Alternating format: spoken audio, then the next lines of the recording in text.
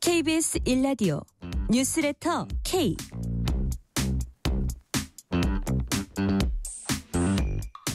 안녕하세요. 뉴스레터 K 진행하는 전종철입니다. 제47대 미국 대통령 선거에서 트럼프 전 대통령 당선이 유력한 것으로 전해졌습니다. 폭스뉴스는 최대 승부처 펜실베니아주에서 트럼프 후보가 승리를 거둘 것이라고 보도했습니다. 트럼프 후보는 지지자 연설에서 오늘 역사를 만들었다. 또 제47대 대통령에 당선돼 영광이라면서 사실상 승리 선언을 했습니다. 오늘 뉴스레터 K 1부는 미국 대선 특집 전문가 대담 준비했습니다. 내일 윤석열 대통령이 대국민 담화와 기자회견을 합니다. 어떤 내용이 담길지, 전국에 어떤 영향을 끼칠지 국민의힘 조직부총장인 정성국 의원과 얘기 나눠봅니다. 문자샵 9730, 짧은 문자 50원, 긴 문자는 100원, 어플리케이션 콩으로 보내시면 무료입니다. 유튜브 KBS 1라디오 계정 채팅으로도 얘기 나누실 수 있습니다. 문자 보내주시면 추첨을 통해서 커피 쿠폰 보내드릴 테니까요. 여러분의 이야기도 많이 들려주세요. 뉴스레터 K 지금부터 시작합니다.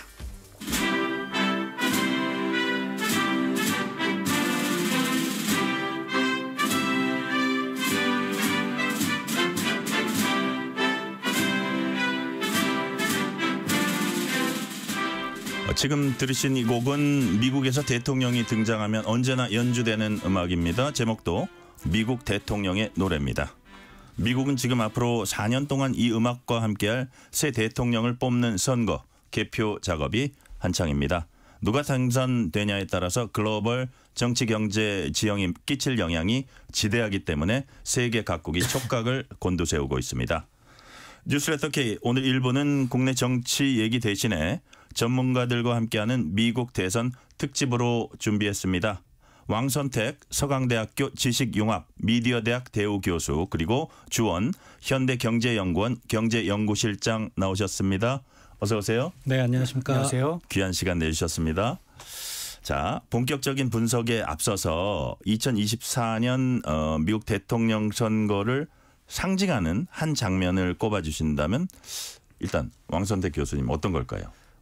이번 대선은 굉장히 다이나믹한 선거였다고 볼 수 있고요. 네네. 굉장히 인상적인 장면이 많았습니다. 근데 지금 현재 한 시간 안에 보면은 거의 트럼프 후보가 당선하는 쪽으로 이제 기울고 있지 않습니까? 네네. 그런 쪽으로 생각한다면 트럼프 후보가 7월 13일 날 암살 시도를 받았을 때 그 총격에서 생존을 하고 그 멋진 사진을 찍었지 않습니까? 네. 그 사진이 결국 굉장히 그 강인한 이미지를 만들었고 성조기 밑에서 주먹을 불끈진. 그렇죠. 네. 거기에 총격을 받고도 생존을 했고 거기서 물러서지 않고 파이트, 네. 투쟁을 외치면서 하는 그 사진이 굉장히 인상 깊은 장면이었을 것이라고 생각을 합니다. 네네.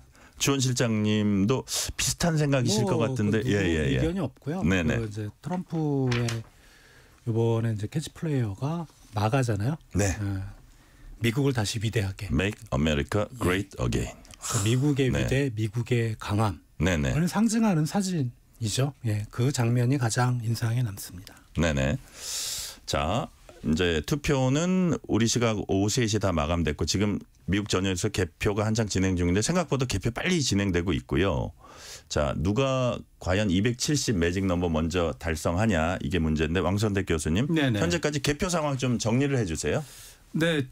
미국 언론들이 계속해서 이제 실시간으로 업데이트를 하고 있는데 네. 지금은 트럼프 후보가 267석 명을 확보했고 네. 해리스 후보가 224명을 확보를 해서 이제 트럼프 후보가 많이 이겼는데 270 과반수는 아직 안 된 상황입니다. 네네. 안 된 상황입니다. 그런데 지금 이 개표 상황 보면서 7대 경합주 그리고 7대 경합주 중에서도 펜실베니아 여기를 누가 가져가느냐가 그냥 다 결정할 것이다. 이렇게 예상했거든요. 네. 펜실베니아가 결정이 이미 됐습니다. 펜실베니아를 트럼프 후보가 가져갔습니다. 네. 그렇기 때문에 이건 좀 방금 전에 나온 소식이죠. 예, 방금 전에 네네. 이제 최종 선언은 아니지만 트럼프 후보가 펜실베니아를 가져가는 이런 상황이기 때문에 앞으로 나올 숫자에 관계없이 누구나 다 이것은 트럼프 후보가 이번 선거에서 대통령으로 당선이 됐다. 네. 이렇게 믿을 수 있는 상황입니다. 네, 지금 7개 경합주 뭐 거의 다 갖고 갈 가능성이 매우 높고 그중에서 가장 중요한 펜실베니아를 갖고 갔고 아직 270은 안 됐지만 남은 거 진행 결과에 따라서 뭐 이제 300도 훌쩍 넘을 거란 얘기 나오는데 주원 실장님 뭐 사상 최대 어떤 최고의 어떤 초박빙 승부다 이런 얘기들 많이 했잖아요. 네. 지금 나오는 결과가 주원 실장님께서 예상하셨던 거하고 좀 다릅니까? 비슷합니까? 이걸 이제 결과를 놓고 네네. 제가 어떻게 이전에 예상을 했냐고 물으시면 사실 말하기는 좀 곤란한데 사실 저는 트럼프가 될 가능성이 높다고 생각을 했었고 네네. 왜냐하면 이제 전국 단위 지지율이 해리스가 그렇게 잘 안 나왔어요. 네. 바이든이 이겼을 때는 그때 전국 단위 지지율이 한 4%포인트 바이든이 높게 나왔었는데 이번엔 그렇게 안 나왔던 게 일단은 네. 트럼프가 되지 않을까라는 생각했고 그리고 또 하나는 이제 뭐 다른 쪽 정책은 모르겠는데 경제 정책만 놓고 보면 네. 해리스는 경제 정책에 대해서 바이든 행정부하고 달라지는 게 별로 없어요. 그러니까 지금 미국 유권자들이 사실은 뭐 다른 이슈도 있지만은 경제적인 공공함. 근데 사실 다른 나라에서 보면 미국만큼 지금 잘 나가는 나라가 없는데 지표는 나쁘지 않잖아요. 근데 이제 미국 사람들은 체감? 미국 안에서 다른 네. 사람들하고 비교를 하니까 그러니까 그거를 달래줄 만한 지금 여당 예. 이제 바이든 행정부 특히 해리스 후보까지 뭔가 그 미국 국민들의 마음을 혹하게 할 그런 정책들이 안 보였던 거죠. 네네. 근데 트럼프는 물론 이제 이게 비일공짜 나중에 공약이 될 수는 있지만 그런 것들을 계속 쏟아부었거든요. 네. 그래서 다른 부분은 모르겠지만 경제 쪽에서는 트럼프가 주도권을 잡고 가나 보다 이제 그렇게 생각을 했었죠. 우리가 미국 국민들이 잃었던 거를 되찾아 줄 수 있다. 이런 인식을 계속 어떻게 보면 명리하게 심어줬던 것 같고요. 그 관련 질문은 경제 관련 질문 제가 뒤에서 더 자세히 이제 드릴 거고요. 자, 왕선대 교수님, 네. 여기서 약간 제도적인 문제, 미국 대선 제도 특징, 뭐 특정 지역에 관심 두는 이유인데요.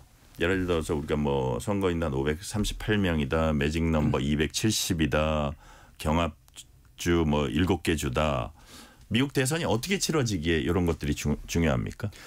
네, 미국 대선의 특징이 선거인단을 통한 간접 선거라는 점에서 모든 게 출발을 하고요. 네네. 선거인단 선거를 운영할 때 이제 각 주별로 선거인단을 운영하는데 승자 독식 제도 거의 99% 예외가 아주 있지만 승자 독식 제도라는 제도를 도입하면서 네. 전국 단위 지지도하고 실제 선거인단 확보가 달라지는 그런 이제 특성을 가지고 있습니다. 그게 그렇죠. 이제 미국 제도의 특징이죠.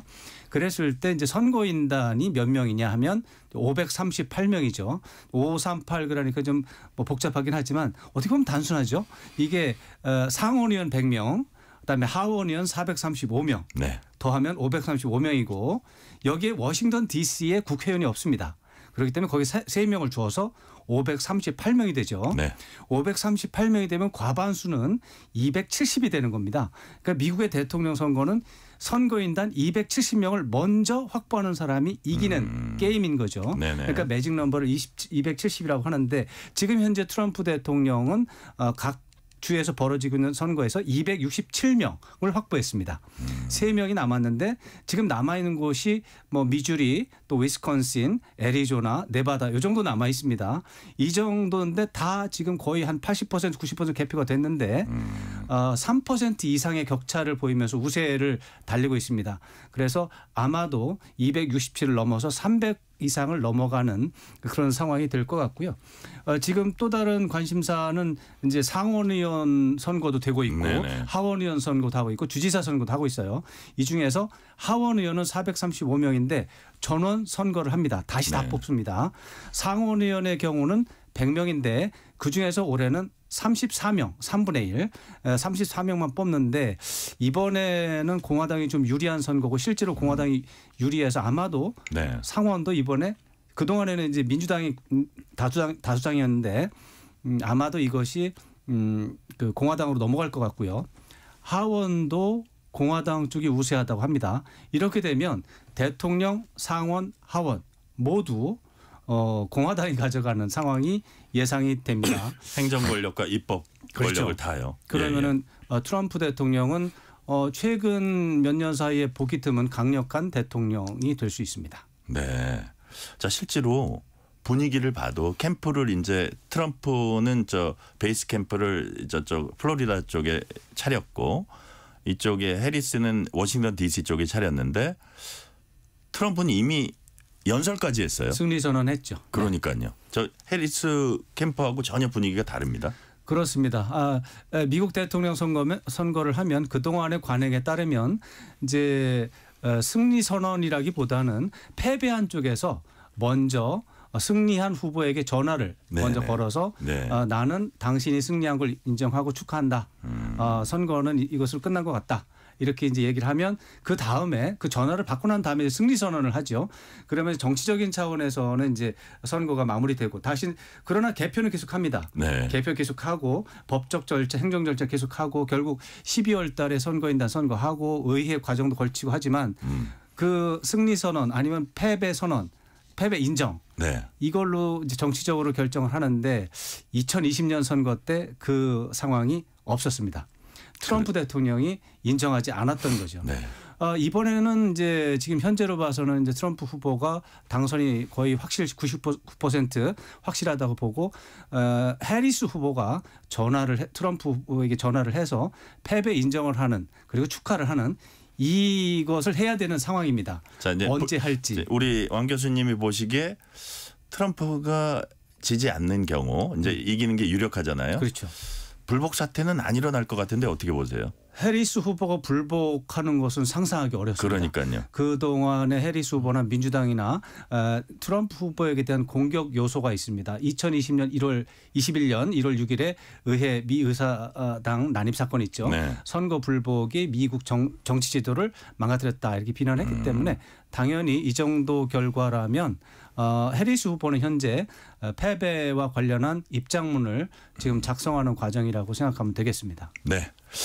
이번엔 주원 실장님께 질문 드릴게요. 미국 유권자들이 이번 대선에서 어떤 의지에 가장 큰 관심 보였는지 이제 출구조사 결과가 있는데 민주주의와 경제, 낙태, 이민 순서로 이제 나타났습니다. 제일 중요한 의제로 민주주의 33%, 경제 32%. 경제가 뭐 거의 최상위급입니다. 어떻게 그 분석을 하십니까? 일단은 뭐 민주주의하고 경제가 별로 차이가 안 나기 때문에 네. 민주주의도 중요하지만 경제도 중요한데 선거 결과를 우리가 해석을 하면 미국 유권자들은 경제를 선택을 한 거죠. 네. 네. 그래서 이게 뭐 꼭 트럼프 후보라 그래서 민주주의에 반하는 세력이라고 보긴 좀 어렵지만 뭐 과거에 의회 의사당 난입도 있긴 했지만은 네. 아무튼 미국 국민들이 지금 제일 시급히 해결해야 될 문제는 역시 경제로 봤고 그리고 그동안에 뭐 미국 여론조사 기관들이 바이든 행정부의 가장 잘못한 그런 항목을 봤을 때는 경제를 최우선으로 들었거든요. 그래서 그런 부분에서 이번 선거를 관통하는 흐름 이제 네. 그런 것들이 잡혔던 것 같고요. 다만 이제 우리나라 이제 언론에서는 이제 미국 사회에서 네. 이제 많이 그 미국 언론들이 얘기하는 걸 많이 이제 우리 언론들이 이제 많이 쓰다 보니까 사실 뭐 낙태, 이민 뭐 이런 것들에 대해서 상당히 우리나라 언론들은 크게 썼는데 실제로 조사 결과 나오면 그렇게 그쪽 이슈는 크진 않았어요. 그렇죠. 예, 그러니까 생각보다 우리 태평양이라는 커다란 바다가 있잖아요. 여기서 미국 사회를 우리가 분석하기는 어려웠다. 실제로 미국 사회는 경제라는 쪽으로 흐르고 있었는데 우리는 어떻게 보면은 좀 그 옳은 가치, 윤리적 가치 그런 쪽으로만 미국 사회를 해석하려고 했던 게 아닌가 그런 생각이 듭니다. 수많은 선거를 보면 대부분 경제였던 것 같아요. 그런 네. 생각이 이제 많이 드는데 이번 경우도 역시 그 트럼프가 그 부분을 좀 영리하게 파고들지 않았나 유권자들을 그렇게 이제 파고들었다는 생각이 드는데 자 이제 하나하나 조금 약간 그 복기를 해볼게요. 네. 자. 해리스 진영은 당초 예상과 달리 왕선택 교수님 네. 히스패닉 비롯한 소수 인종 지지세를 크게 끌어내지 못했습니다. 다시 말해서 트럼프가 많이 그걸 뭐 갉아먹었다고 해야 되나요? 잠식을 한 측면이 그렇죠. 있었는데 그런 것들이 좀 큰 요인 중에 하나였던 것 같아요. 어떻게 보세요? 가장 큰 요인은 우리 실장님께서 말씀하셨던 경제, 물가 부분에 대한 미국 유권자들의 충격. 네. 이 부분을 바이든 행정부나 해리스 후보가 제대로 공감하는 부분을 보여주지 못한 것 같습니다. 사실 경제 지표 자체는 과거에 비해서 그렇게 나쁘지 않았는데 네. 어떻게 보면 정치적인 소통 능력에서 굉장한 문제점이 드러났다. 이번 선거의 결과 그렇게 좀 생각하고 싶고요. 네. 그 이민자 문제와 관련해서는 트럼프 후보의 어떻게 보면 공세적인 전략이 성공했다. 그리고 그 부분에 대해서 민주당이 뭐 무기력하게 당했다 이렇게 볼 수가 있는데 네. 트럼프 후보의 그 불법 이민자 문제에 대한 공격 포인트를 보면 이제 외부에서 들어오는 불법 이민자, 불법적으로 들어오는 이민자를 이제 공격하고 반대하고 그 이제 추방하겠다 이런 건데 사실 국내에 이미 들어와 있어서 정착한 이민 이제 히스패닉 계통의 이민자들은 오히려 지지하는. 오히려 그 그러니까요. 추가적인 불법 이민자 유입이 자기네들과 경쟁을 하는 상황이기 때문에 그러니까요. 오히려 막아주는 게 자기들의 일자리에는 더 도움이 된다. 이런 관측이 있었거든요. 네네. 근데 그럴 때 그럼에도 불구하고 인종차별적인 말을 많이 했기 때문에 저분들은 그래도 트럼프 후보를 좀 싫어할 것이다. 이렇게 생각을 했었거든요. 근데 아니었던 거죠. 그래서 트럼프 후보 히스패닉 인구가 사실 유권자 중에 20% 가까이 됩니다. 네. 18%, 20% 정도로 굉장히 크기 때문에 그 인구 중에 상당수가 트럼프 후보를 쪽으로 돌아섰습니다. 한 10%포인트에서 15%포인트 쪽으로 트럼프 쪽으로 더 돌아섰습니다. 2020년에 비해서. 네. 그 전에 비해서 이런 것을 봤을 때 트럼프 후보의 이민자 관련 그 진단이 나름대로는 현실적으로 정확했고 네. 정확한 공격 포인트를 잡아서 성공했다. 반면에 민주당은 이 부분에 대해서 그냥 윤리적으로 무기력하게 대응했다. 이렇게 볼 수가 있겠습니다. 그러니까 지금 왕 교수님 말씀하신 대로 한 20년 전에 그 장벽을 타고 넘어온 이민자들이 이제 여기 정착을 했거든요. 그래서 자기네도 일자리가 필요하고 일자리를 지켜야 되는데 그걸 트럼프가 파고들었더니 새로 들어오는 사람들은 못 들어오게 하더라도 자기들은 지키고 싶어하는 그 심리를 아주 어떻게 보면 영악하게 파고들었다. 동의를 하시나요? 그런 분석에는. 그렇죠. 이게 네. 이미 들어오신 분들은 투표권이 있고 네. 이게 앞으로 들어오려고 하는 사람은 투표권이 없는 불법 이민자잖아요. 네네. 그러니까 같은 예를 들어 동족이라고 하더라도 같은 민족이라고 하더라도 그 사람들이 들어오면은 고용시장 전반적으로 보면 공급이 늘어나니까 네. 임금이 다운되거나 아니면 자기가 실직될 위기가 있잖아요. 그렇죠. 그럼 경쟁자인 거죠, 사실. 예, 그러면은 트럼프의 정책에 더 공감을 할 가능성이 있는 겁니다. 그러니까 자기 일자리를 결국은 뭐 이민 정책이라는 게 일자리하고 바로 연결되고 일자리를 보장해 주겠다는데 사실 그거보다 더 강력한 요인이 있을까? 우리가 인간사를 살다 보면 그런 생각을 하게 되잖아요.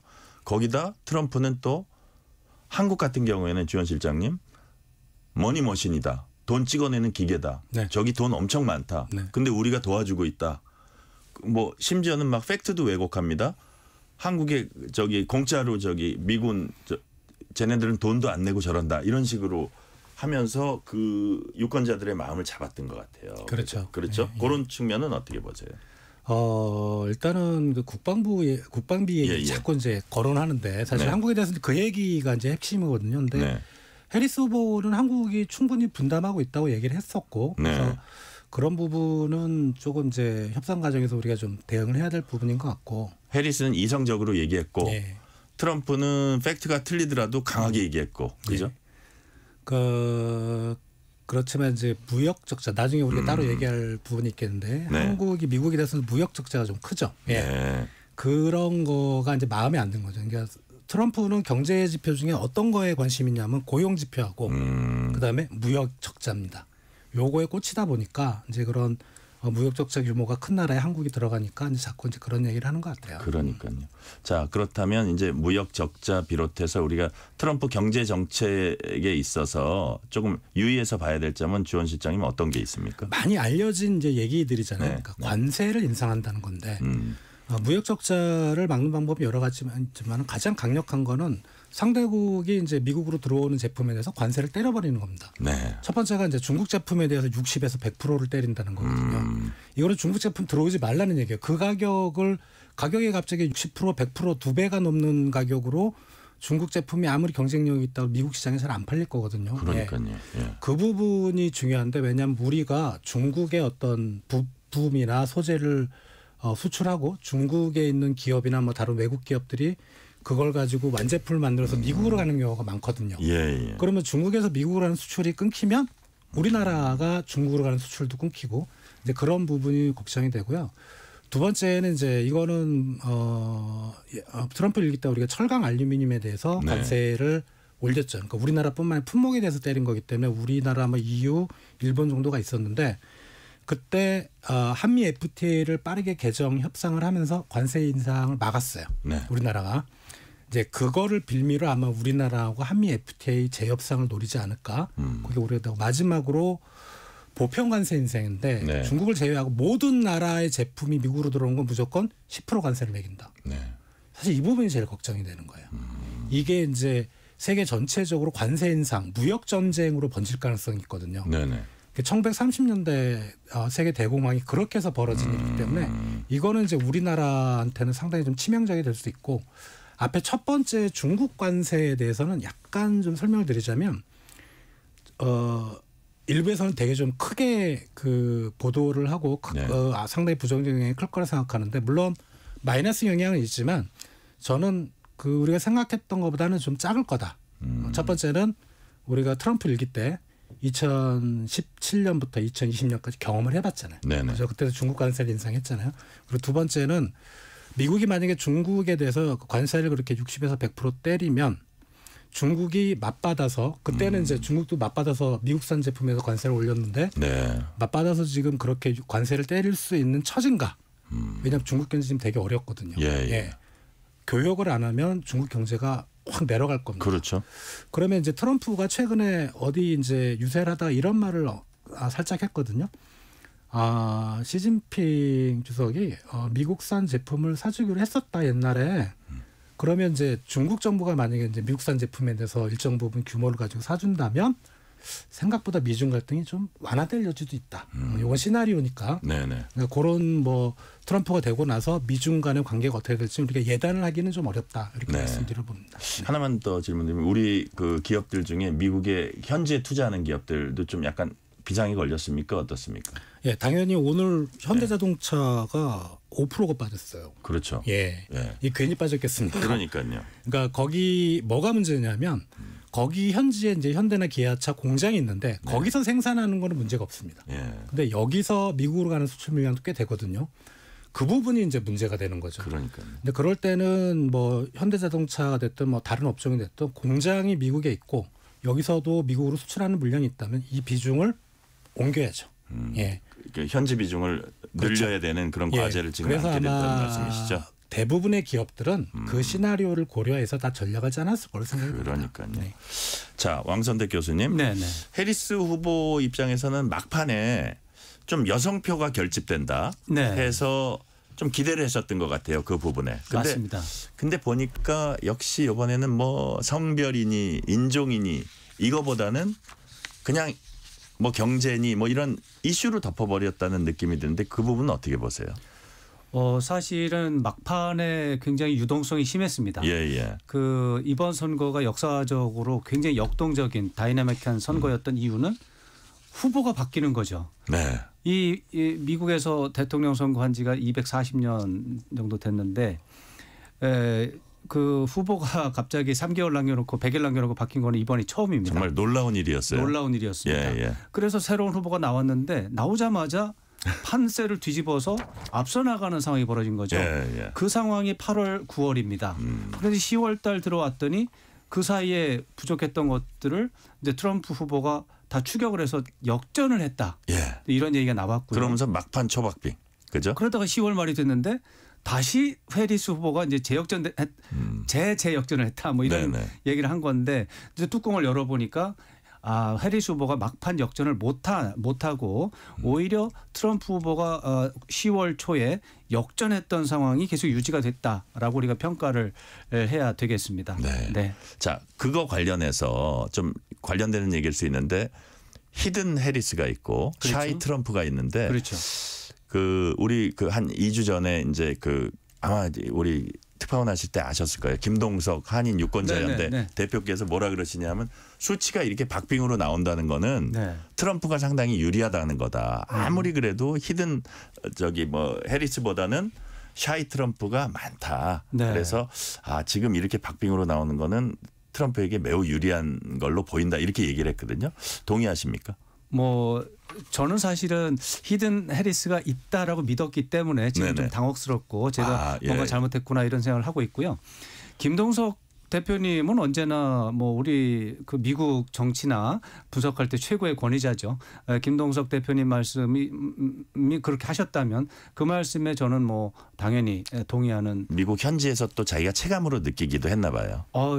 김동석 대표님은 그냥 이제 신문 보고서 분석하는 게 아니고 저는 어차피 여기서 이제 신문 보고 계속 이제 추적을 해서 일정 부분 미국 언론에 저도 이제 어떻게 경도될 수밖에 없는데 김동석 대표님은 저 민주당 캠프 쪽에 계속 따라다니면서 그쪽 캠프 이번에 멤버들하고 앤디 김 쪽도 관여를 네, 했다 그렇죠. 그러더라고요. 그래서 그 굉장한 인사이트가 있는 건 틀림없고요.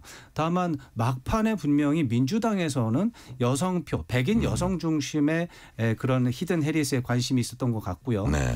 근데 그 부분에서 좀 실패가 좀 있었던 걸로 보이고, 그러니까 말하자면 히든 해리스가 없었거나 있어도 미미한 거죠. 네. 오히려 샤이 트럼프라고 하는 기존에 있었던 거는 그대로 유지가 됐던 거죠. 왜냐하면 그 여론조사 퍼센트를 보면 그 이번에도 미시간, 위스콘신, 펜실베니아 7대 경합주의 그 격차가 한 3%씩 격차가 계속 다 나고 있어요. 지금 현재 네네. 보면.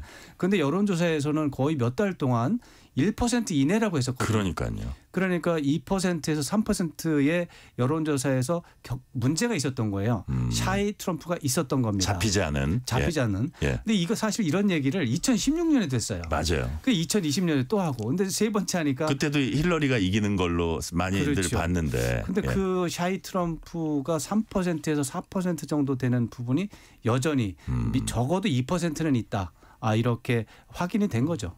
이게 2016년 얘기하시니까 그 당시에도 트럼프가 폭언이나 막말을 많이 했어요. 심지어는 무슨 어떤 여성들과의 어떤 관계 이게 입에 담기 힘들 정도의 그런 그거를 해서 그 당시 워싱턴 특파원들 사이에서 트럼프는 이제 끝났다. 이제 저 정도 얘기를 하고 어떻게 미국 국민들이 찍어줄 것이냐 했는데 트럼프에 대한 어떤 도덕적 기준이 사람들이 보는 그런 것들을 그렇게 대수롭게 보지 않았던 그런 게 이번에도 또 어떤 통했다기보다는 오히려 그런 센 말들이 지지자들을 결집시킬 수도 있었을 것 같아요. 맞습니다. 저도 역시 우리 전종철 앵커님하고 같이 그때 2016년에 워싱턴에서 특파원 생활을 하고 있었죠. 네네. 그때 2015년 6월에 이제 트럼프 후보가 처음 이제 출마 선언을 하고 그 엄청난 막말을 했을 때 모두 다 저런 식으로 끝났다. 대통령 하면 후보를 어떡하느냐 안 된다 그렇게 생각을 했지만 알고 보니까 이제 당선이 됐고 그렇죠. 사후 분석을 통해서 보니까 트럼프 후보가 그렇게 막말한 것은 미국의 저학력, 저소득층, 백인, 남성 유권자들을 중심으로 해서 불만과 분노를 잡아낸 거죠. 그 불만과 분노의 타겟은 기득권층이라고 하는 세력인 거고 기득권층으로 설정한 것은 미국에서 잘 나가는 정치인, 워싱턴에 잘 나가는 정치인 그리고 뉴욕의 아주 거대한 부자들 요 2개, 3개 정도 언론 이렇게 해가지고 이 사람들이 기득권이고 그렇죠. 민중의 어떻게 보면 적이다. 내가 그들을 향해서 이렇게 욕을 하는 것이다. 이런 이미지를 심어보게 성공을 한 건데 지금 이번에도 역시 그중에 일부 이제 기득권 세력의 일부였던 미국의 주요 언론들은 여전히 일반 국민들과의 의사소통에서 실패한 것 같습니다. 그러니까요. 자, 이 시간 교통 상황 잠깐 알아봅니다. 라디오 교통정보센터 김민혜 리포터 나와주세요. 네, 시각 교통 정보입니다. 도로 곳곳으로 퇴근 정체 시작이 되는데요. 우선 서울 시내 간선도로 올림픽대로 공항 쪽입니다.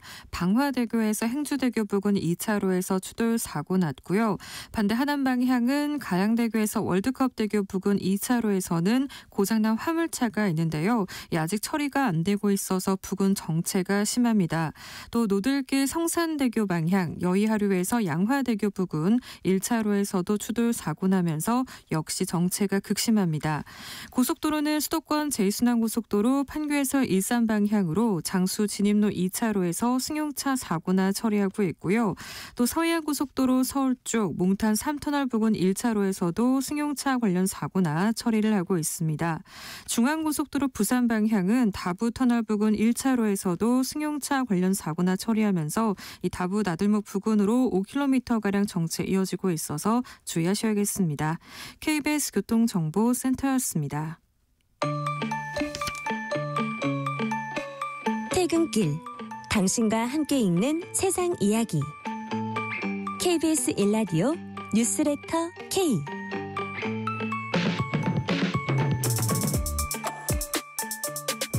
실시간 교통 상황 살펴봤고요. 전문가들과 함께하는 뉴스레터 K 미국 대선 특집 대담 이어가겠습니다. 왕선택 서강대학교 지식융합 미디어대학 대우교수, 주원 현대경제연구원 경제연구실장과 얘기 나누고 있습니다.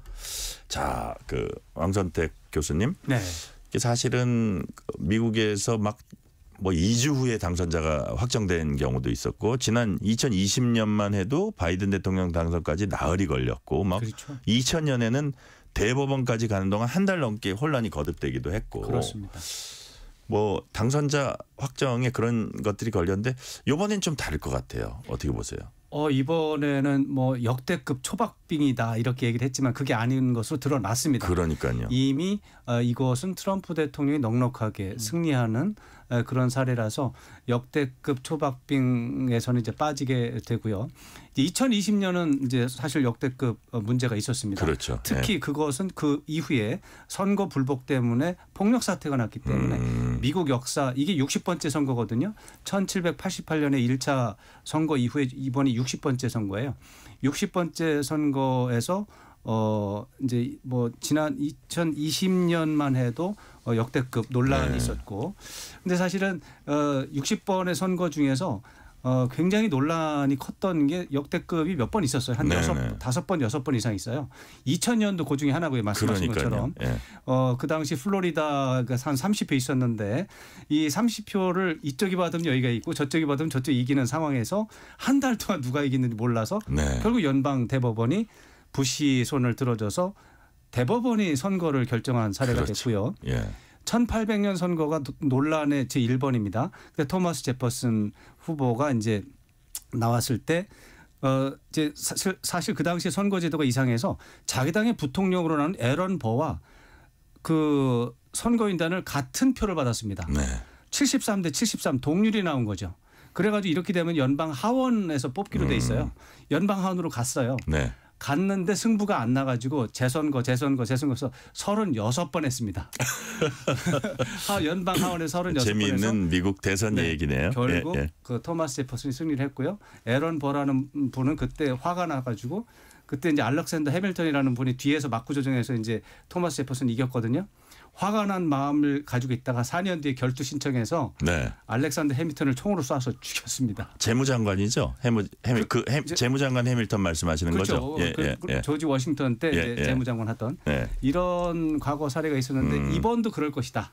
그렇게 예상을 했는데 그건 아니고 그냥 일반적인 상황이고 재역전이라고 하는 차원에서는 의미가 있을 것 같습니다. 역전이라는 차원에서는 의미가 있을 것 같습니다. 그 DC의 내셔널 프레스 센터 근처에 해밀턴이란 또 식당이 있습니다. 여하튼 그 해밀턴이 그 해밀턴일 맞습니다. 거예요. 제목 바로 옆이거든요. 자, 1373님이 미국 대통령 교체와 함께 급변하는 국제 정세 속에서 대한민국 안보와 평화를 지켜내야 합니다. 여야 및 대통령실 그리고 국민의 합심된 힘이 필요합니다. 이 질문은 좀 뒤에서 드리고요. 주원 실장님, 미국 대선의 금융시장도 민감하게 반응하는 분위기입니다. 가상화폐 비트코인이 사상 처음으로 74,000달러 선을 돌파했다. 이게 트럼프 당선이 예측되면서 더 나오는 현상입니까? 어떻습니까? 네, 그러니까 저는 사실 이제 디지털 자산, 가상화폐 투자를 안 하는데 그 앱을 다운받아서 며칠 전부터 계속 이제 가격이 어떻게 되나 초단위로 나오더라고요. 그래서 어저께까지만 해도 약간 뜨고 잠잠하다가 또 내려가다가 갑자기 오늘 이제 선거 결과 나오면서 급등을 했어요. 아, 그래요? 이게 뭐냐면 비트코인 말씀드린 겁니다. 네네. 비트코인은 트럼프를 되게 좋아한다. 그러니까 공화당 정책 요번에 대선 공약 보면은 디지털 자산에 대해서 언급이 돼 있어요. 네. 이게 뭐냐면 바이든 행정부 때 이제 디지털 자산을 산업으로 육성하고 시장을 육성하겠다는 정책을 내놓으면서 동시에 개인정보 보호, 그다음에 탄소 중립 네. 이런 조항들을 막 갖다 붙였거든요. 근데 디지털 자산하고 탄소 중립하고 뭐가 상관있냐고 이제 생각들 하실 텐데 그 가상화폐를 채굴 하려면 전력을 많이 쓰죠. 네. 예, 그때 전력 쓸 때 화석연료를 쓰는 전력 에너지는 사용하지 마라. 뭐 이런 식의 조항들이 막 들어가 있어요. 예, 예. 그러니까 그러다 보니까 바이든 행정부는 기본적으로 비트코인 입장에서 비트코인 사람은 아니지만 되게 예. 싫어요. 예. 근데 요번에 이제 그 트럼프 공약을 보면 그런 거 없애겠다. 디지털 자산을 정말 시장과 산업의 관점에서만 육성하겠다. 이런 그 정책들이 들어가 있다 보니까 가상화폐 시장은 당연히 예. 트럼프의 손을 들어줄 수밖에 없는 거죠. 또 기업가들 입장에서는 환경 규제나 각종 규제 철폐하겠다 이런 공약도 늘 해왔지만 많이 했거든요. 예. 그런 것들도 또 영향을 좀 미칠 것 같아요. 경제. 환경 규제는 이제 우리가 트럼프에 대해서 네. 반환경론자라고 생각을 하는데 네. 환경 이슈를 싫어하는 건 맞지만 사실 반환경론자는 아닌 것 같아요. 왜냐하면 일단은 뭐 신재생 에너지 산업만 근데 비즈니스 예. 프렌들리는 맞는 거 아니에요? 그건 그죠? 맞아요. 예, 맞는데 그 비즈니스를 하는데 환경 규제가 걸림돌이 되지 않게 하겠다는 게 트럼프의 생각이죠. 그렇죠. 그렇죠. 환경과 친환경 산업을 아예 죽여버리겠다 이 얘기는 아닌 것 같아요. 그러니까, 그런 그거는 약간 좀 뉘앙스의 차이기 때문에 그건 우리가 좀 찬찬히 좀 살펴봐야 될 문제인 것 같습니다.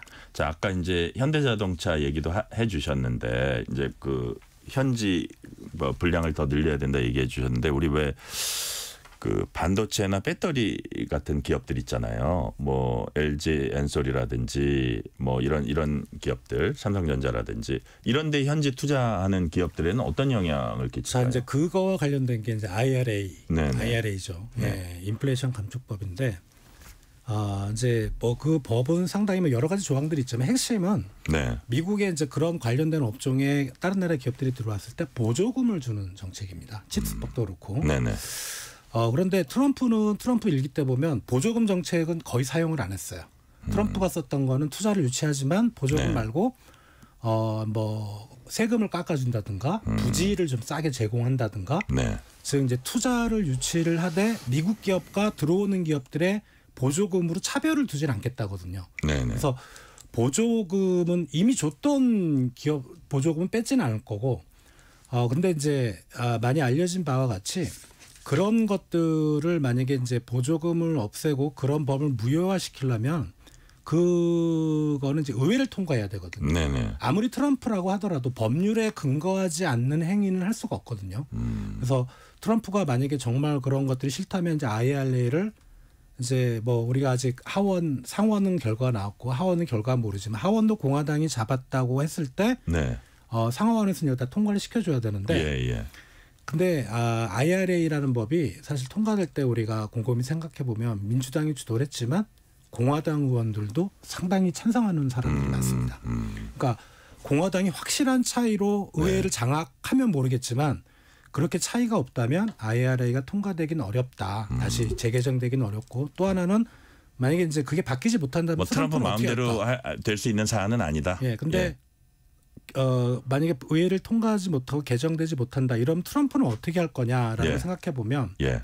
그 법을 적용하려면 보조금 지급 규정을 조사를 해야 됩니다. 네. 그거를 상당히 기준을 강화하거나 천천히 하겠죠. 정말 싫다면 이제 그런 식으로 어떤 행정 절차상에서 좀 페널티를 줄 수는 있겠다 이렇게 생각이 됩니다. 자, 왕선택 교수님, 네. 우리 상황에서 이제 가장 주목되는 거 경제고 또 다른 축이 안보입니다. 네. 자, 일단 나는 김정은의 친구다. 김정은과 사랑에 빠졌다. 이런 얘기까지 했어요. 네. 그 대통령 시절에. 그리고 최근에도 비슷한 얘기했고 지금 뭐 한반도에 좀 긴장이 고조되고 그러니까 내가 가면 다 해결된다. 이런 취지로 이제 얘기를 하는데 그렇죠. 좀 그 안보를 또 이렇게 돈의 관점에서 보는 분이기 때문에 그런 게 또 걱정되기도 하는데 어떻게 북한과 미북 관계 어떻게 예상을 하시는지 우리에 끼치는 영향 어떻게 전망하세요? 사실 어려운 문제입니다. 이게 방위비 분담금 증액이라고 하는 그런 부분이 있고 네네. 북미 간에 이제 김정은 위원장 최고 지도자 간에 또 대화가 될 수 있겠느냐라고 하는 건 또 다른 문제고요. 그러니까요. 이 여기에다가 저는 사실 개인적으로 관심을 갖고 있는 문제가 네. 트럼프 대통령이 한미 동맹에 대한 가치 중요성을 좀 더 낮추고 거기에 이제 확장 억제라고 하는 이 부분 네. 이 부분이 좀 더 약해지면 그 다음 단계는 한국 사회에서 그 독자적인 핵무장 이야기가 나오게 돼 있습니다. 바로 이 부분이 트럼프 대통령이 앞으로 4년 동안 하게 되어 있는데 가장 우리가 눈여겨봐야 될 가장 큰 화약고입니다. 이 독자적 핵무장론이라고 하는 것은 우리 국민 중에 상당수 한 70% 전후가 지지하는 부분입니다. 그러나 이 국제사회 규정이라든가 한미동맹의 여러 가지 문제 특히 확장 억제라고 하는 이 부분을 보면 그것은 불가능한 얘기입니다. 독자적 핵무장은. 네. 이런 부분이 바로 새로운 트럼프 대통령이 들어와서 확장 억제 뭐 별로 난 신경 안 쓰겠는데 뭐 한국에 대한 공약 내가 왜 신경을 써. 돈도 안 주는데. 그렇다면 너희 자체 핵무장 하든지 말든지. 예. 이렇게 되면 이제 독자적 핵무장에 대한 그게 우선은 북한 핵무기에 대한 공포감을 자극하거든요. 예. 그러면은 미국이 도와줘서 그동안 참았는데 도와주지 않아? 그럼 독자적으로 만들어야지. 이 여론으로 가게 되어 있어요. 근데 이렇게 독자적 핵무장론을 그렇게 되면 어떻게 됩니까? 한미동맹 깨지죠. 네. 그 독자적 핵무장론이라고 하는 것은 미국의 근본적인 안보 기준이 비확산. 네. 핵무기는 오직 미국 등 5개 나라만 가져야 되고 나머지 모든 나라는 안 된다가 미국의 기준인데 이 기초적인 약속이 깨지게 돼서 한미동맹이 또 이번엔 또 부서지는. 그다음에 우리가 생깁니다. 북한을 압박했던 어떤 그 논리랄까? 다 깨지죠. 다 무너지는 거잖아요. 다 무너지면서 북한의 핵보유가 기정사실화가 됩니다. 기정사실화되고. 예. 그 북한에 대한 경제 제재를 계속적으로 추진할 수 있는 동력이 사라져 버립니다. 그렇다면 우리도 제재를 받아야 되니까. 그죠? 예를 들어서. 주장만 우리가 독자 핵무장 주장을 하게 되면 북한에 대한 제재 풀어야 되는 상황이 생기면서 우리가 가질지는 여전히 물음표입니다. 자, 현실적으로 어렵죠. 그 부분 그러니까 지금 우리 왕 교수님 보시기에는 확장 억제라는 게 아주 절묘한 어떤 맞습니다. 그 우리 대북 억제책인데 이것을 무너지고 어떤 안보를 돈의 관점에서 보고 너희가 돈 들여서 하든지 말든지 하면 모든 지금까지 지탱했던 원칙들이 많이 무너진다. 그런 네. 관점에서 보시는 거죠? 그것이 제가 제일 걱정하는 부분이고요. 네. 북미 정상 간의 대화가 되기는 어렵습니다. 요거는 간단히 말씀드리면 네네. 트럼프 대통령은 대화하자고 편지를 보낼 수는 있으나 김정은 위원장이 지금 하고 있는 것은 반미 연대 구축입니다. 러시아와 관계를 강화하고 중국을 끌어들여서 미국과 공개적이고 공식적이고 노골적으로 반대하는 그룹을 만드는 겁니다. 그렇게 지금 정책을 추진한 지가 3년이 됐습니다. 네네. 이것을 트럼프 대통령이 당선됐다고 해서 금방 고치면 북으로 관계가 지금 헷갈리고 또 북중 관계도 헷갈립니다. 북한으로서 지금 러시아 관계를 놓칠 수는 없는 거죠? 네. 지금 당장은 러시아 관계에 집중해야 됩니다. 네. 이런 것 때문에 단기적으로 북미 정상 간의 대화가 나는 것은 구조적으로 어려운 관계가 되고 방위비 분담 문제도 네. 대체적으로 한미 간에는 그 부분에 대해서는 워낙에 양쪽 군 당국 수뇌부 간의 협조 관계가 있어서 큰 문제가 되지는 않을 것으로 예상합니다. 자, 지금 또 큰 전쟁이 우크라이나하고 어떤 중동 전쟁이 있잖아요. 네. 자, 일단 우크라이나 전쟁만 본다면 지금 젤렌스키 대통령 같은 경우는 트럼프가 대통령 될까 봐 되게 초조할 겁니다. 지금 어떻게 될 것 같습니까? 전쟁 지원이. 트럼프 대통령의 후보가 선거 과정에서 한 말이 네. 자신이 대통령이 되면 우크라이나 전쟁은 일주일 안에 휴전시킨다. 어쨌든 전쟁 지원도 안 하고 끝낸다. 네. 트럼프 대통령의 어떤 입장을 보게 되면 해석을 하게 되면 네네. 지금 전쟁을 한 것은 젤렌스키 우크라이나 대통령의 오류가 있었다. 그러니까 지금 상태에서 빨리 끝내자. 그런 얘기니까 우크라이나 쪽에서는 몸이 다는 상황이고요. 네. 아마도 트럼프 후보는 그런 말은 과거에 보면 지켰습니다. 한미 관계에서 방위비 문제도 관찰하지 않았습니까? 네네. 물론 이제 양이 달라진 거죠. 그런 걸 봤을 때 우크라이나 젤렌스키 대통령에 대해서는 굉장한 압박을 할 것이고 이스라엘 문제가 있습니다. 네. 이스라엘 문제는 네타냐후 이스라엘 총리와 또 친분이 좋습니다. 이런 경우에 트럼프 대통령은 적극도 지지합니다. 네. 앞으로 이스라엘 네타냐후 총리는 세월이 주어졌다고 생각할 가능성이 높고요. 이란 쪽에서 굉장히 힘든 상황이 생길 거라고 생각합니다. 이것이 중동 전반에 악영향을 미칠 가능성도 있습니다. 아, 그렇군요. 자, 아까 이제 말씀하셨어요. 상하원 선거도 공화당이 조금 유리하게 가는 분위기다. 그 최종 결과는 좀 봐야겠습니다. 우리한테 가장 관심인 거는 한국계 처음으로 상원 의원이 탄생을 했습니다. 자, 그 뉴저지주 앤디 김입니다. 네. 42살. 네. 자, 왕선택 교수님 어떻게 평가하십니까? 뭐 재미 한국 동포 사회라는 차원에서 본다면 엄청난 환영할 만한 진전이죠. 예, 상원 의원. 네, 한국인이 이제 미국 땅에 뭐 하와이 처음에 가서 한 120년 전쯤에 이제 한 150년 정도 됐군요. 네네. 처음에 가서 사탕수수 이제 노동자로 일을 하면서 많은 서름도 받고요. 정착하는데 많은 어려움을 겪었는데 그러한 많은 과정을 거쳐서 이제 지금은 떳떳하게 미국 사회에서 우리 한국 동포들이 잘 살고 있습니다. 네네. 그러나 정치적인 영향력은 여전히 작죠. 이 부분이 이제 재미 한국 동포들이 앞으로 계속해서 해 나가야 될 과제 중에 하나인데 네. 지난 1992년에 그런 소망을 반영을 해서 1992년에 연방 하원의원이 처음으로 당선됐습니다. 네. 김창준 전 의원이죠. 그렇죠. 예, 이분이 이제 하원의원 당선되면서 한인들의 정치력이 좀 향상이 됐죠.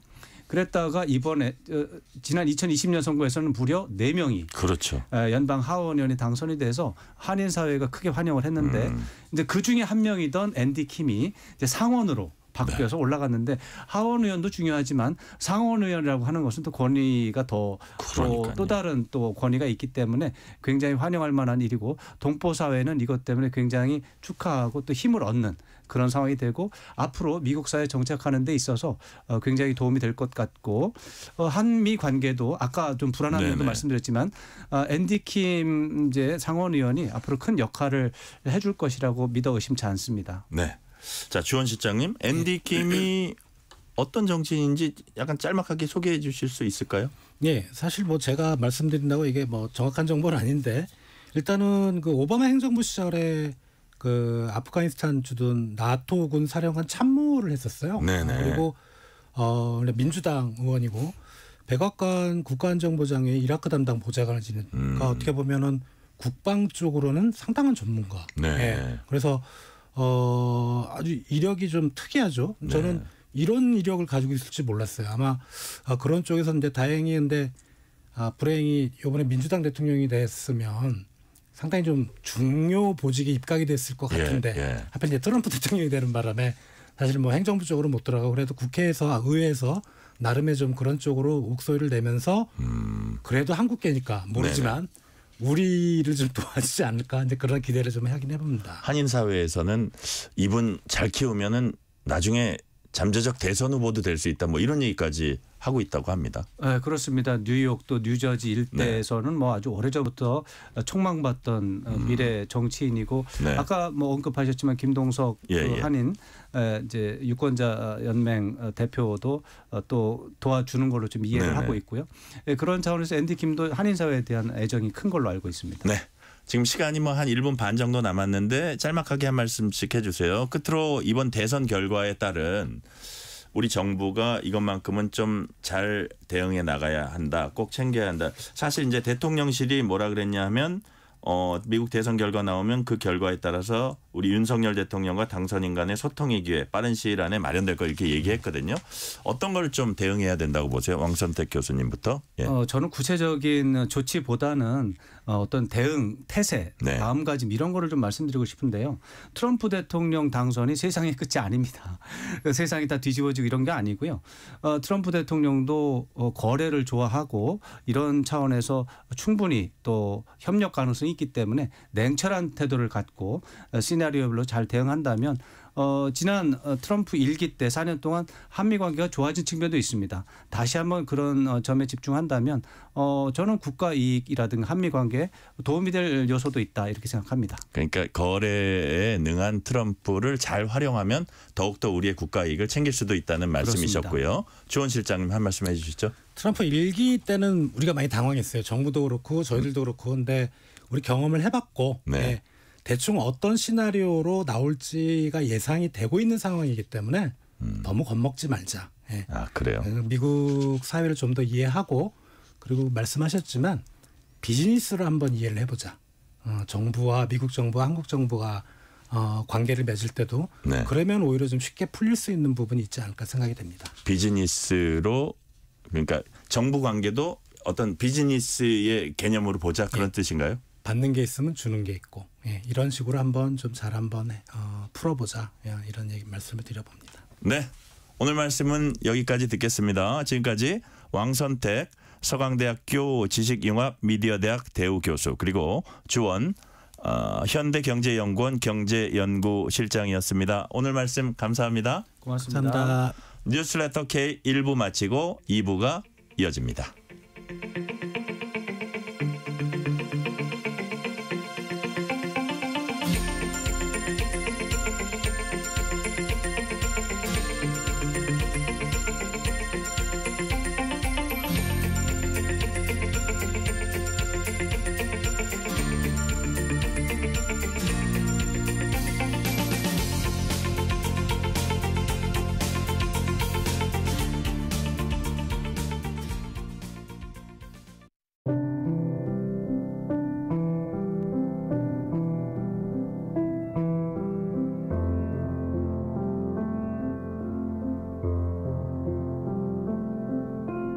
KBS 라디오 연중기획 희망충전 대한민국 611번째 이야기. 안녕하세요. 아나운서 유지원입니다. 15살의 재균이는 초등학교 4학년 무렵 외사시 진단을 받았습니다. 하지만 제대로 된 치료를 받지 못해 눈동자의 각도는 점점 더 크게 틀어지고 있는데요. 이제는 의식적으로 눈에 힘을 주지 않으면 눈동자가 심하게 돌아가 버리는 상태까지 되었습니다. 홀로 새 아이를 키우느라 경제적으로 늘 힘겨운 엄만 퇴근 후에도 PC방 아르바이트를 하며 병원비 마련에 힘써보지만 몇 년을 더 모아야 할지 막막하기만 한데요. 남들에게 자신의 모습을 보이는 것이 두려워 늘 긴 앞머리로 두 눈을 가리고 다니는 재균이. 아이의 아픔 앞에 엄마의 마음도 까맣게 타들어만 갑니다. 재균이가 어두운 그늘을 벗어나 더 아름다운 세상을 만날 수 있도록 여러분의 마음과 사랑을 보내주세요. 여러분의 따뜻한 손길이 희망의 빛이 됩니다. ARS 060-700-1580 060-700-1580 한 통화 3,000원으로 희망을 선물해 주세요. KBS 라디오 연중기획 희망충전 대한민국은 초록우산 어린이재단, 인탑스 주식회사, 그리고 청취자 여러분과 함께합니다. ARS 060-700-1580 한 통화 3,000원입니다.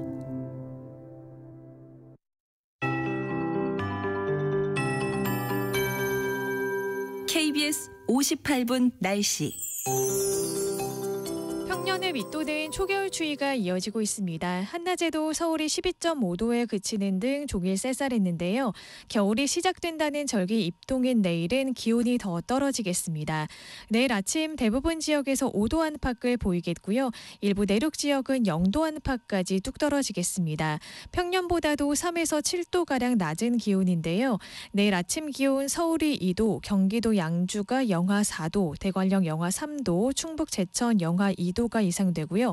남부지방도 전북 장수가 영하 4도, 경남 거창이 영하 1도 등 오늘보다 낮겠습니다. 서해안과 남해안 일부 산지와 내륙에서는 바람도 강하게 불어서 더 춥게 느껴지겠습니다. 내일 출근길에는 오늘보다 더 따뜻하게 입으셔야겠고요. 장갑이나 목도리 등 보온 용품도 잘 착용하시기 바랍니다. 낮 동안에는 기온이 오르면서 아침과 낮의 기온차가 10도에서 15도로 크게 벌어지겠습니다. 서울이 14도, 14도, 대전 16도, 대구 17도 등 오늘보다 1에서 3도 정도 높겠습니다. 큰 일교차에 감기 걸리지 않도록 옷차림에 유의하셔야겠습니다. 내일도 전국 하늘이 대체로 맑은 가운데 동해안 지역은 대체로 흐리겠고요. 그 밖에 남부지방은 오후부터 구름이 많아지겠습니다. 오전까지 서해안과 남해안, 제주도에 바람이 강하게 불겠습니다. 현재 서울의 기온 9.5도입니다. 조하늘입니다.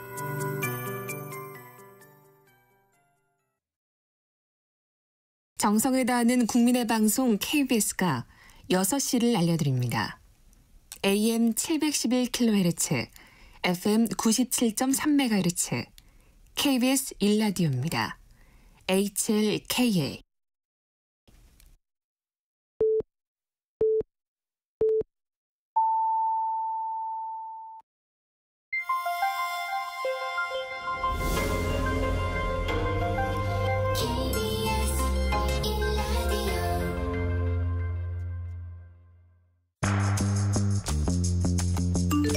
여러분은 지금 퇴근길 시사편지 한 장, KBS 1라디오 뉴스레터 K를 듣고 계십니다.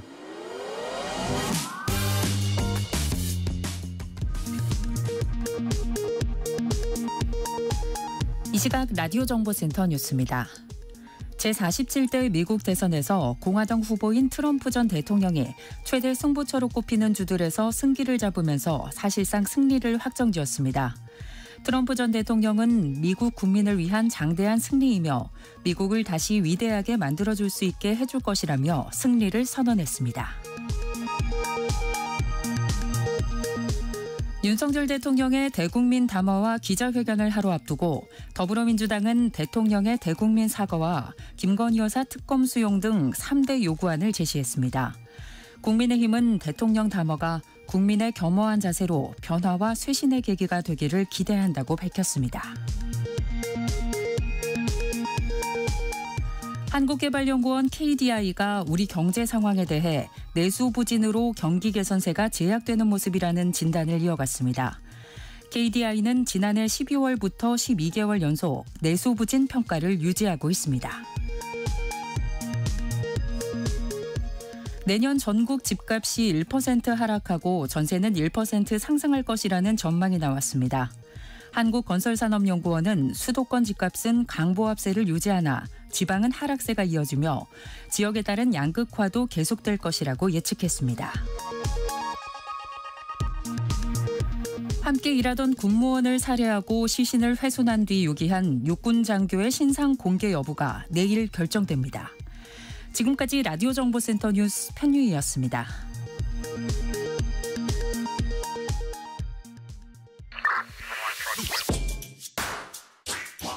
뉴스의 진수를 보여주는 인터뷰, 뉴진수.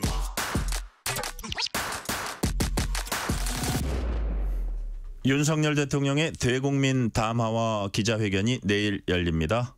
야권은 김건희 여사 특검을 요구하면서 공세 수위를 바짝 높이고 있고 여권 내에서도 쇄신 요구가 잇따르고 있어서 대통령 담화가 향후 전국에 어떤 영향을 끼칠지 관심이 모아지고 있습니다. 국민의힘 조직부총장 맡고 계신 정성국 의원과 함께 자세한 얘기 나눠보겠습니다. 정성국 의원님 어서 오세요. 예, 반갑습니다. 정성국입니다. 아유, 이 저녁 식사하실 시간에 또 귀한 시간 내주셨습니다. 아이고, 초대해 주셔서 감사합니다.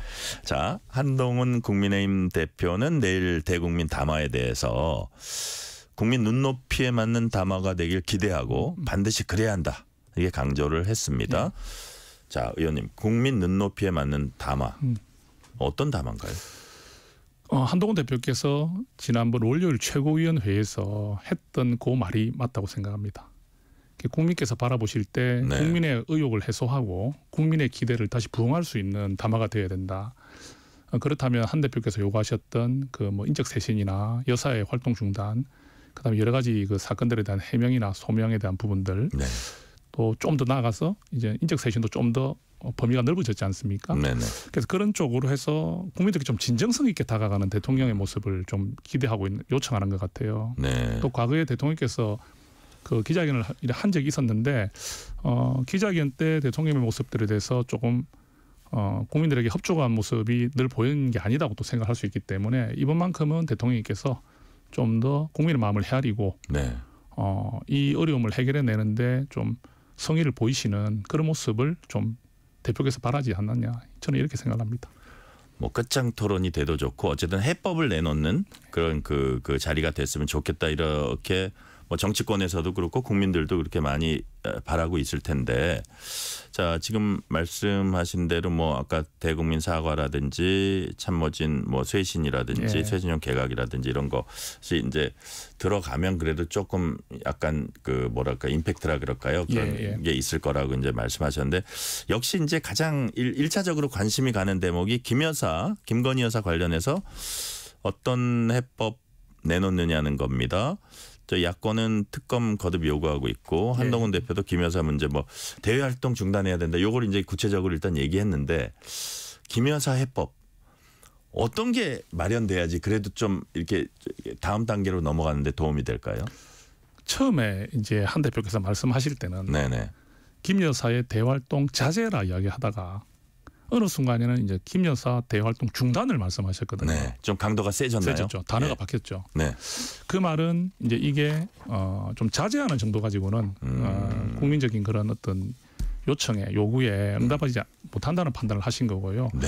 그래서 특히 또 요즘 명태균 그 녹취판 이런 걸 통해 가지고 좀 더 국민들이 좀 의혹을 좀 주는 부분들이 생겼지 않습니까? 우려하는 부분들이. 그래서 이럴 때 깔끔하게 여사께서 활동을 중단하시는 모습을 통해서 국민들께 호응하는 모습을 좀 바란다. 그래서 그 중단이라는 게 또 이런 말도 있는 것 같아요. 그러면 뭐 외교 활동이나 이런 부분은 또 해야 되지 않느냐 하는데 그 한 대표가 바라는 뜻은 지금은 정말로 뭐 이런저런 조건 달지 말고 일단은 국민들께서 좀 생각하시는 부분으로 맞춰서 과감하게 일단 활동을 중단하시는 것이 맞다. 이렇게 지금 대표는 생각하고 있다고 봅니다. 자, 대표는 그렇게 생각하고 이제 청취자들의 이해를 돕기 위해서 우리 정성국 의원님이 친한동훈계 의원이라는 거를 제가 이제 좀 말씀을 드리고요.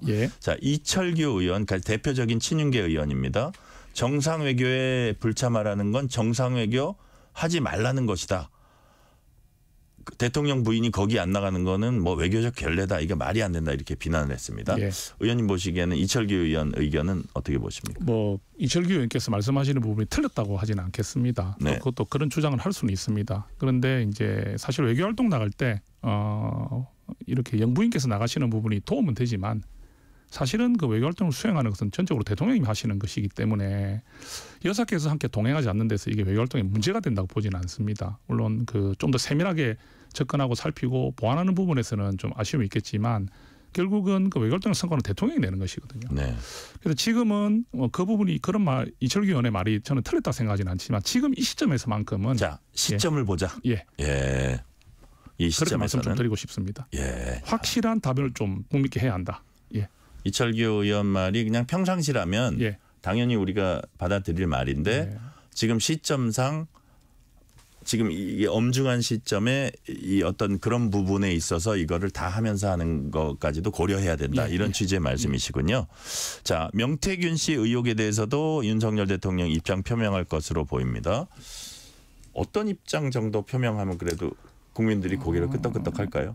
지금 이제 한동훈 대표께서도 그때 최고위원 회의에서 이게 법적인 문제를 가지고 이제 국민들께 말씀드리는 시기는 지났다는 표현을 하셨어요. 그러니까 이게 당선자 신분이다 또는 뭐 대통령의 신분이다는 그런 법적인 부분도 문제가 있다 없다 이런 게 아니라 일단 그 녹취 안에서 대통령께서 일단 그 개인적인 통화 내용이 나왔지 않습니까? 대통령 음성이 나왔어요. 나오면서 또 이제 공천이라는 그 단어가 또 포함된 표현들이 있으셨기 때문에 이런 부분에 대해서 대통령께서 분명히 밝히셔야 되는 상황이 된 것 같아요. 그 대통령실에서도 지금 끝장 회견을 하자는 말을 하는 이유는 기자들이나 국민이 가지는 이 의혹을 해소하겠다는 뜻 아니겠습니까? 그럼 일단 그 상황을 정확하게 설명을 하실 것 같고요. 그다음에 또 이 부분이 분명히 적절하지 우리 국민들이 바라볼 때 좋은 모습은 아니지 않습니까? 그런 부분에 대해서 대통령께서 진솔한 마음을 표현하실 거라 저는 기대를 합니다. 또 그렇게 해야 어떻게 보면 대통령도 또 뭐든지 다 완벽할 수는 없잖아요. 대통령이 있는 실수를 국민들께 솔직하게 밝힘으로 인해서 오히려 국민들께 그 마음을 얻는 것도 좀 필요하지 않느냐. 저는 그렇게 좀 생각해 봅니다. 우리 정성국 의원님을 비롯한 친한동훈계에서는 인적 쇄신 많이 강조하고 있습니다.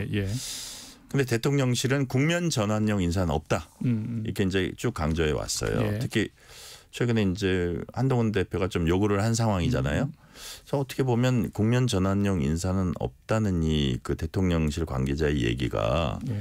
밀리는 듯한 인사는 안 한다. 혹은 당대표가 하라고 해서 안 한다. 이런 식으로 기자들이 정치부 기자들이 보기에는 좀 보이거든요. 예. 어떻게 보십니까? 대통령실에서는 그런 생각을 좀 할 것 같습니다. 왜냐하면은 그 인사권은 당연히 대통령에게 있습니다. 그러니까 대통령이 가지고 있는 고유권한 인사권을 여당 대표가 이렇게 이야기한 데서 이걸 수용하는 모습이라고 볼 수도 있지만 또 그게 어떻게 보면은 그게 좀 떠밀려서 한다는 느낌은 보여주고 싶지 않겠죠. 네. 근데 여기서 저는 한번 이 말씀 드리고 싶은 게 대통령의 쇄신의 모습은 말로 보여주는 게 아닙니다. 조치가 있어야 되거든요. 네. 그러면 여사에 대한 조치를 저희들이 요구한 만큼 또 뭐냐면 대통령실이 그동안 대통령이나 여사를 잘 모시지 못했다는 데 대한 것도 절대 자유로울 수가 없습니다. 네. 그럼 거기에 일정 부분 책임 있는 분들에 대해서는 인적 쇄신이 들어가야 된다는 것이고요. 또 이제 최근에는 내각 개편까지도 좀 언급을 하셨잖아요. 네네. 그러니까 지금까지 이제 대통령 임기가 절반을 향해 가고 다 왔습니다. 이제 절반입니다. 네, 내각 개편까지 언급했다는 건 한동훈 대표 얘기죠. 예. 그러면 거기서 이제 그 임기 절반을 지나는 시점에 이 시점에 인적 쇄신의 의미를 또 새 출발의 의미를 담아가지고 네. 국민들께 확고한 새 출발의 의미를 드리자는 저는 뜻을 담았다 보거든요. 그래서 그걸 장수 내각인 분들을 제하자 이런 뜻은 아닌 것 같고요. 그러니까 2년 넘었으니까 하자 이 뜻은 아닌 것 같아요. 그 분야마다 성과가 좀 불확실하거나 또는 대통령실 안에서 이렇게 호환 평가를 받지 못하는 분들은 이번 기회에 이렇게 한번 쇄신의 그런 때를 맞아서 한번 했으면 좋겠다 이런 의도라 생각합니다. 그중에 이렇게 보니까 우리가 의료 공백, 의정 갈등 관련해서 어제는 대통령실은 계속 의지를 갖고 있기 때문에 지금의 이 스탠스로 가려고 하지만 여하튼 그 의료계와의 타협도 필요해 보이는데 자 그랬을 때 만약에 보건복지부 장관 초기부터 이제 한 사람입니다. 맞습니다. 그 기한이 2년 넘었다는 게 아니고 만약에 이런 인사를 우리가 고민할 때 이거를 과연 교체하면 지금까지 잘못했다는 거에 대한 문책인가? 그럼 이건 잘못된 사인을 줄 수도 있는데 이런 고민을 또 할 수도 있을 것 같아요. 그렇게 생각한다면은 5년 동안 장관 한 번도 바꾸지 못하는 거 아니겠습니까? 그 바꿀 때는 과감히 바꿔야죠. 자, 바꿀 때는 과감히 바꾸고 이게 국면 전환 이게 그냥 잠시 모면하자는 게 아니라 어쨌든 새로운 돌파구를 마련하자 이런 뜻이죠. 확실하게 국민들께 의지를 보인다는 부분에서 저는 국민들께서 더 높게 평가할 거라고 생각합니다. 자, 이번 대국민 담화에서 윤석열 대통령은 계속 강조한 4대 개혁 추진 의지 거듭 강조할 가능성이 이제 높은데 자 이런 제안들을 내놓더라고요. 강조하는 거에 그쳐서는 안 되고 뭔가 지금 의정 갈등이라든지 좀 해법을 내놓는 아니면 조금 해법의 단초라도 내놓는 이런 게 필요하지 않나 그런 얘기들 하는데 어떻게 보세요? 이번에 지금 좀 기자회견에서 저희들이 조금 세밀하게 봐야 될 부분은 대통령께서 또 성과를 내본 부분도 사실 있습니다. 그죠? 분명히 성과를 내서 또 박수 받을 일도 있었는데 지금은 그런 걸 강조하는 기자회견 돼서는 안 된다. 그건 많이 공감하는 것 같아요. 많은 분들이. 왜냐하면 그 나중에 때가 되면 또 그런 기회가 올 것이기 때문에 지금만큼은 이제 국민들의 마음을 헤아리는 게 중요하니까 내가 이런 기획을 잘 했고 앞으로 이렇게 추진할 것이고 하는 정책에 대한 어떤 설명이나 의지보다는 지금 어려운 입장에 놓여 있는 우리 당 또 우리 정부의 그런 민심을 되돌릴 수 있는 그런 기자회견이 돼야 된다 생각하거든요. 그렇다면은 어떤 성과를 냈다 이런 말씀을 하시기보다는 지금 실타래가 풀리지 않는 난맥상 같은 이 문제들을 어떻게 풀어내겠다 이런 부분에 대한 강조를 하시고 또 이 쇄신의 의지를 보이는 것이 저는 좋지 않겠나 그렇게 말씀드립니다. 지금 우리 정성국 의원님 말씀 듣다 보니까 그러니까 지금은 어떤 것들을 내가 추진하겠다 이렇게 입장 천명 이거보다는 일단 기본 베이스는 국민들 마음을 좀 달래고 지금 있는 현안들 얼마나 좀 먹고 살기 힘드시냐 하면서 국민들 민생에 관한 부분을 얘기하면서 국민들 마음을 달래고 또 좀 그 대통령과 대통령 부인을 둘러싼 어떤 의혹들 그런 부분에 대해서 진솔한 말씀과 거기 사과가 들어갈지 그건 대통령이 결정할 일이지만 그런 것들을 하고 그러면서 해법까지 제시하는 이런 진솔한 대화가 돼야 된다 그런 뜻인가요? 저는 그렇게 생각합니다. 네. 자, 아까 의료개혁 얘기 나왔으니까 그냥 약간 대담에서는 삐져나가는 얘기긴 한데 한동훈 대표가 여야 이정 협의체 출발 더 이상 미루는 건 어렵다. 11일 날 첫 회의 하겠다. 민주당은 전공의 단체 참여 없고 뭐 일부 의료 단체가 참여하긴 했는데 전공의 단체도 참여 안 했는데 이게 무슨 실익이 있냐 해서 약간 유보적인 입장이고. 근데 한동훈 대표는 이런 식으로 개문발차라도 해야 대화를 하고 그러면서 전공의 단체도 우리가 추후에 더 좋은 얘기로서 유도할 수 있고. 어떻게 보십니까, 의원님께서? 저는 지금 대표께서 그걸 잘했다고 생각을 합니다. 네. 사실 출발을 다 같이 하면 좋죠. 여야 의정이 다 같이 하는 게 가장 좋습니다. 그렇지만 그 야당의 마음을 저희가 뭐 붙잡아서 할 수 있는 상황이 아니기 때문에 저희는 이제 야당이 앞으로 참여할 수 있는 그런 이제 분위기를 저희들 만들어가는 게 중요하다고 생각합니다. 그리고 지금 그 의사 단체도 다 들어올 수가 없죠. 이게 뭐 그 많은 단체들이 동시에 들어오는 건 상당히 어렵다 생각합니다. 근데 출발을 만약 하게 되면 이 출발을 하면서 국민들께 기대를 얻을 수가 있잖아요. 이제 뭔가 좀 시작하는 것 같다. 그렇게 되면 그 다른 단체들도 이제 좀 전향적인 자세로 좀 들어올 여지가 생길 거기 때문에 일단 출발을 하고 또 그게 이제 의사 단체들도 합류가 좀 더 되다 보면 야당에서 봤을 때도 이 우리만 빠졌다가는 이게 우리가 정말 이게 여야 의정 해결에 야당이 역할을 못했다는 비난을 받을 수 있는 시점이 올 수 있기 때문에 야당도 그래 긴 시간을 그렇게 빠질 수는 없을 겁니다. 그래서 지금 대표께서 그런 의지를 보인 데 대해서 출발은 잘했다 생각하고요. 또 지금 정부도 적극적으로 협력한다고 저는 알고 있거든요. 오늘 뭐 거기 참여하는 분이 어떤 분인가 정도도 또 나왔고 있기 때문에 조금 기대를 가지고 지켜보면 어떻겠나 이렇게 봅니다. 일단 출발은 해야 된다. 자, 열차는 출발시켜야 된다 말씀하셨고요. 자, 그 민주당은 여당이 국민 눈높이 고려한다면 김건희 여사 특검을 수용해야 한다고 요구하고 있습니다. 민주당 의원이나 뭐 전직 의원이나 이런 분들한테 여기 이제 패널로 나와서 물어보니까 대통령 담화에 특검 수용이 들어가야 된다. 이게 이제 민주당의 입장인데 그 가능성은 이제 누가 봐도 이제 낮다고 보지만 현재 이제 국민의힘에서 한동훈 대표가 이끄는 국민의힘에서 민주당식의 특검은 안 된다. 이런 기존 입장이 변한 건 아니잖아요. 그 여전합니다. 여전하고 대표께서도 그렇고 저희 뭐 소위 말하는 친한계라는 분들도 지금 저희가 이래 소통하는 과정에서 김건희 여사 특검법에 대한 이야기는 단 한마디도 나오지 않는다 보시면 됩니다. 그런데 이제 우리가 말하는 또 이제 좀 중진 의원 중에서 좀 친한이라고 하는 분이 또 그런 가능성을 내비친 말을 했다고 하는 보도가 있는데 그리고 조경태 의원이요. 그렇게 이제 하는데 그게 친한계 전 대표님의 뜻이라든지 또 친한계의 그런 의견이라고 생각하는 것보다는 조경태 의원님께서 중진으로서 이런 상황이 벌어질 수 있지 않겠나 하는 데 대한 이야기를 하셨다고 저는 보거든요. 그래서 저희는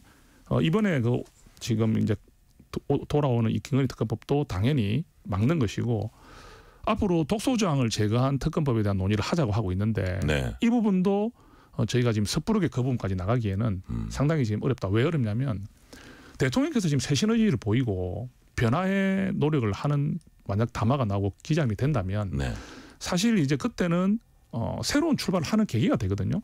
그러면 정쟁에 휩싸일 수 있는 김건희 특검법을 굳이 우리가 뭐 이렇게 하지 않더라도 정쟁 플러스 또 당내 분열이 극심할 수도 있죠. 그렇죠. 우리 당이 제일 두려워하는 것은 그 일로 인해서 벌어질 박근혜 트라우마에 대한 어떤 그런 이게 있기 때문에 사실 그 부분은 저희가 마지막까지도 쉽게 말을 꺼내기 사실 어려운 게 맞습니다. 그래서 그 부분은 내일 대통령께서도 언급하지 않으실 것이고 한동훈 대표께서도 그런 말을 하지는 않을 것이다. 저는 이렇게 생각합니다. 조경태 의원 그 발언 말씀하셨는데 뭐 이랬습니다. 윤 대통령 담화 내용에 충분한 쇄신안이 담기지 않을 경우에 특검 수용에 대한 입장의 변화가 있을 수도 있다는 뭐 여지 남겼는데 뭐 예를 들어 뭐 조 의원 개인을 얘기하는 게 아니고 만약에 내일 보니까 뭐 누가 봐도 이렇게 그 너무 원칙적인 얘기만 하고 구체적인 해법이랄까 뭐 이런 게 만약에 뭐 그렇지 않기를 많은 국민들이 바라겠지만 어쨌든 만약에 그렇다면 그 세 번째 김건희 여사 특검법 표결 있잖아요.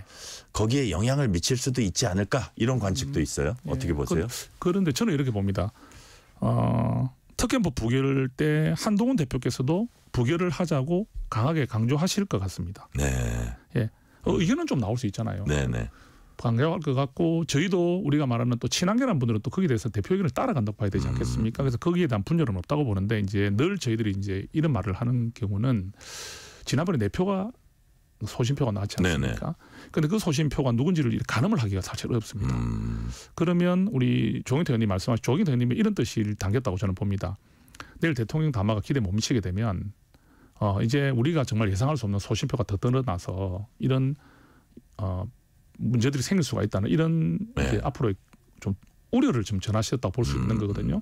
그래서 누가 뭘 찍는지 이런 부분을 우리가 지금 볼 수가 없는 무기명투표이기 때문에 이런 소신표가 늘어나서 우리가 이런 정말 있어서는 안 되는 이런 분열의 어떤 상황이 벌어지는 것이 있으면 안 되기 때문에 대통령께서 내일 좀 기자회견을 정말 잘해 주시기를 간절히 바란다는 마음을 담지 않았겠습니까? 지금 장성국 의원님 얘기 듣다 보니까 한동훈 대표가 좀 강력한 쇄신책을 요구해 놓은 상태에서 또 다른 야당의 어떤 그 요구 이런 것들 받아들이면 대통령실 입장에서도 아마 그거까지 다 수용하지는 못할 거라고 아마 한 대표도 생각하고 있다 이런 말씀을 해주신 거고요. 그게 맞습니다. 자, 민주당이 특검법 등을 요구하면서 지난 주말에 장외투쟁했고 이 같은 공세 계속 더 이어갈 걸로 보입니다. 자, 의원님, 여당은 이런 공세는 이재명 대표 사법 리스크 물타기다 이렇게 보고 있습니까? 네, 확고하게 그렇게 보고 있습니다. 그렇습니까? 이게 이제 11월 15일에 공직선거법 위반. 11월 25일에 위정교사 혐의를 이제 1심을 앞두고 있지 않습니까? 이제 국민적인 관심이 이제 그걸로 쏠릴 수밖에 없습니다. 그리고 그 두려움도 저는 내포되어 있다고 생각합니다. 법원의 판단은 정말 예상할 수가 없잖아요. 그래서 그 법원의 판단을 이제 기다리는 마음에서 민주당은 지금 이제 우리 정부 여당이 사실 지금 수세에 몰려 있는 입장이라 볼 수 있겠죠. 이 수세에 몰려 있는 정부 여당의 분위기가 이 두 개 재판 때문에 이재명 대표와 민주당으로 다시 쏠리게 되는. 정말로 이재명 대표가 이렇게 법적인 처벌을 받는 상황이네. 이런 데 대해서 굉장히 두려움을 가진다 생각해요. 그래서 이런 부분에서 좀 결집을 시켜야 되는 상황이 있는 것 같고요. 그래서 민주당이 더 그런 자세를 취하지 않겠나. 그렇게 봅니다. 자, 이재명 대표 1심 선고 공판을 이제 국민의힘은 TV 생중계하라 이렇게 요구하고 있고 여기에 대해서 박찬대 원내대표, 민주당 원내대표죠. 제1야당 대표를 낙인 찍고 재판부를 압박해 원하는 결과를 얻어내겠다는 불순한 의도다. 이게 비판했습니다. 자, 국민의힘에서 선거 공판 TV 생중계하라는 이유가 뭐죠? 지금 보면 국민의 알 권리를 좀 보장하는 의미뿐만 아니라 정말 민주당이 정말 무죄를 자신한다면 계속 무죄 릴레이 하고 있지 않습니까? 그죠? 그리고 검찰 수사가 조작됐다고 얘기해왔죠. 그렇게까지 자신이 있다면은 당당하게 국민들 앞에서 그렇게 생중계를 보여줌으로 인해서 국민들이 그걸 직접 보고 좀 판단할 수 있도록 하자는 거죠. 그래서 우리가 이게 제가 알기로도 이 공익적 관점에서 봤을 때 재판부가 이거를 허용할 수 있다고 저는 들었거든요. 본인이 바라지 않더라도 본인의 의사를 존중하지만 재판부가 판단할 수 있는 걸로 알고 있습니다. 그래서 대한민국 역사상 이렇게 주목받는 재판이 없었거든요. 그러면 국민들께서 그런 현장을 직접 보면서 직접 한번 판단해 볼 수 있는 기회를 드리고 정말로 무죄가 자신 있다면 그렇게 한번 민주당도 한번 그렇게 나섰으면 좋겠다는 말을 저희 국민의힘은 하고 있는 것입니다. 자, 친윤계 나아가 여당 광역단체장들이 당정화합을 강조하면서 한동훈 대표 최근 행보에 일종의 이제 우려를 나타냈습니다.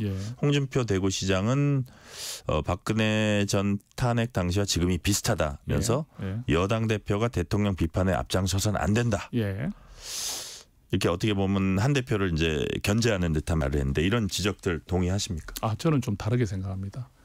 지금 우리가 늘 하는 말들이 친윤이라는 분들이 좀 하는 말씀은 이게 박근혜 테러를 가지고 이제 분열을 자꾸 이야기하는데 저는 지금 봤을 때 우리가 분열을 말하기 전에 벌써 그 전에 우리는 지금 침몰하고 있거든요. 그만큼 지금 심각한 상황이라 봅니다. 지금이 아주 엄중하고 심각한 상황이다. 정말 우리가 지금 되돌리지 않으면 안 되는 상황에서 그럼 우리가 덮고 가자는 뜻입니까? 덮고 가서 나중에 분열을 걱정하기 전에 이미 우리는 깔아앉아 버리는데 그리고 박근혜 대통령 당일 때는 대통령 본인의 그 어떤 재범 국정농단 부분 최순실의 문제가 박근혜 대통령과 직접 관련된 일이었지 않습니까? 근데 지금은 어떻게 보면 대통령 본인의 문제보다는 여사의 문제로 지금 많이 촉발된 부분이거든요. 대통령 본인의 문제로 이렇게 만약에 커졌다면 문제가 더 달라지겠죠. 좀 차원이 다르다고 저는 봐요. 그래서 물론 그 걱정은 할 수 있는데 그것이 모든 문제를 덮고 가고 그다음에 그것이 이런 쇄신에 대한 한동훈 대표의 요구를 분열 정치라고 하는 부분은 그거는 저는 동의할 수가 없습니다. 빨리빨리 문제가 된 거는 해결하고 가야 된다. 맞습니다. 곰기 전에 치료를 해야 된다고 생각합니다. 자, 환부는 덜어내고 곰기 전에 치료해야 한다. 말씀하셨고요. 자, 한동훈 대표가 오늘 중진 간담회 열었는데 예. 추경호 원내대표 불참했습니다. 그 뭐 한 세 가지 요구사항 하면서 한 대표가 대통령 쇄신 요구한 건 한동훈 대표인데 예. 대국민 담화를 앞당겨서 이번 주에 개최하게 한 건 추경호 원내대표 건의 때문인 걸로 지금 돼 있잖아요. 예. 그죠? 뭐 그게 뭐 크게 틀리지도 않고요. 자, 그래서 한동훈 대표 또 패싱이라는 얘기도 나오는데 물론 패싱이라는 거는 한동훈 대표가 원하는 방향과 반해가지고 이렇게 했으면 더더욱 패싱인데 이게 딱 들어맞는 말은 아니지만 어쨌든 뭔가 약간씩 이렇게 어긋나는 느낌이 좀 납니다. 자, 이런 상황은 어떻게 파악하고 계세요? 누가 보더라도 한동훈 대표의 지난 월요일 최고위원회 발언이 네. 굉장히 좀 강했죠. 집권여당 대표가 쇄신을 말하는 것에다 대통령이 사과를 직접 요구하는 일은 사실은 굉장히 이례적이죠. 네. 그러면 대표께서 그렇게 이야기하고 나서 대통령실이 처음에는 어떻겠습니까?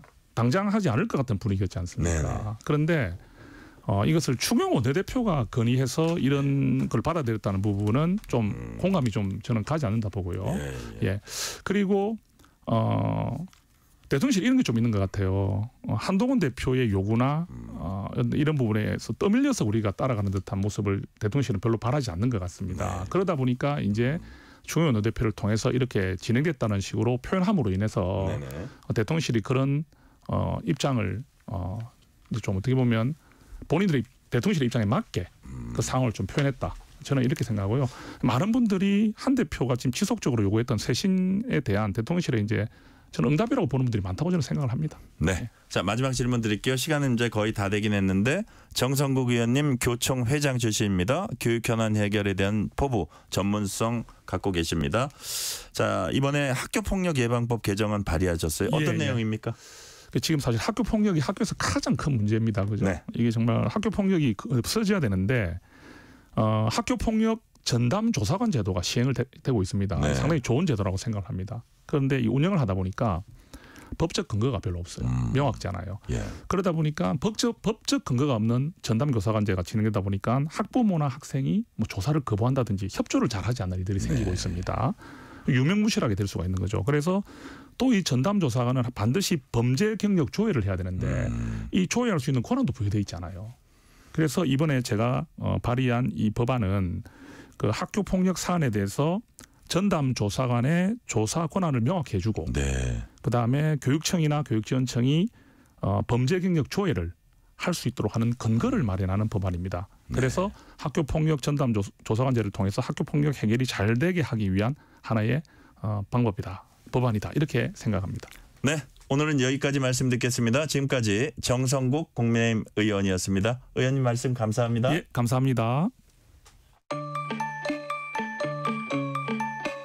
퇴근길 당신과 함께 읽는 세상 이야기 KBS 1라디오 뉴스레터 K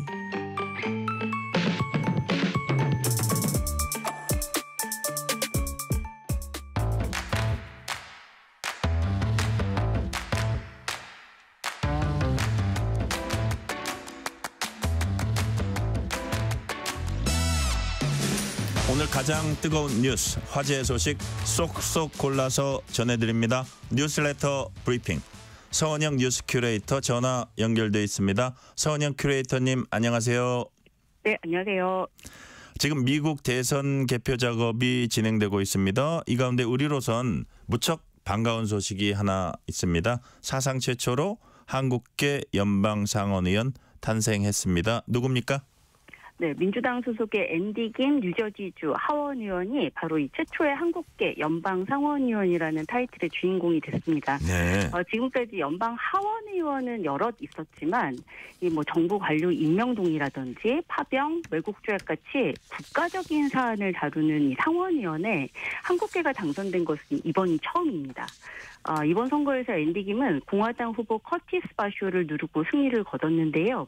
당선이 확정된 직후에 뉴저지주의 한 호텔에서 당선 행사가 열렸거든요. 네. 이 자리에서 앤디 김은 우리가 처한 이 궤도를 바꿔보자라면서 구태의 시대는 끝났고 우리에게는 그 다음이 있다 이렇게 외쳤습니다. 그러면서 감격의 가운데 눈시울을 붉히기도 했습니다. 네. 앞으로는 일종의 아메리칸 드림 상징으로 이제 앤디 김을 떠올릴 수도 있을 것 같은데요. 앤디 김은 미국에서 태어난 이민 2세죠.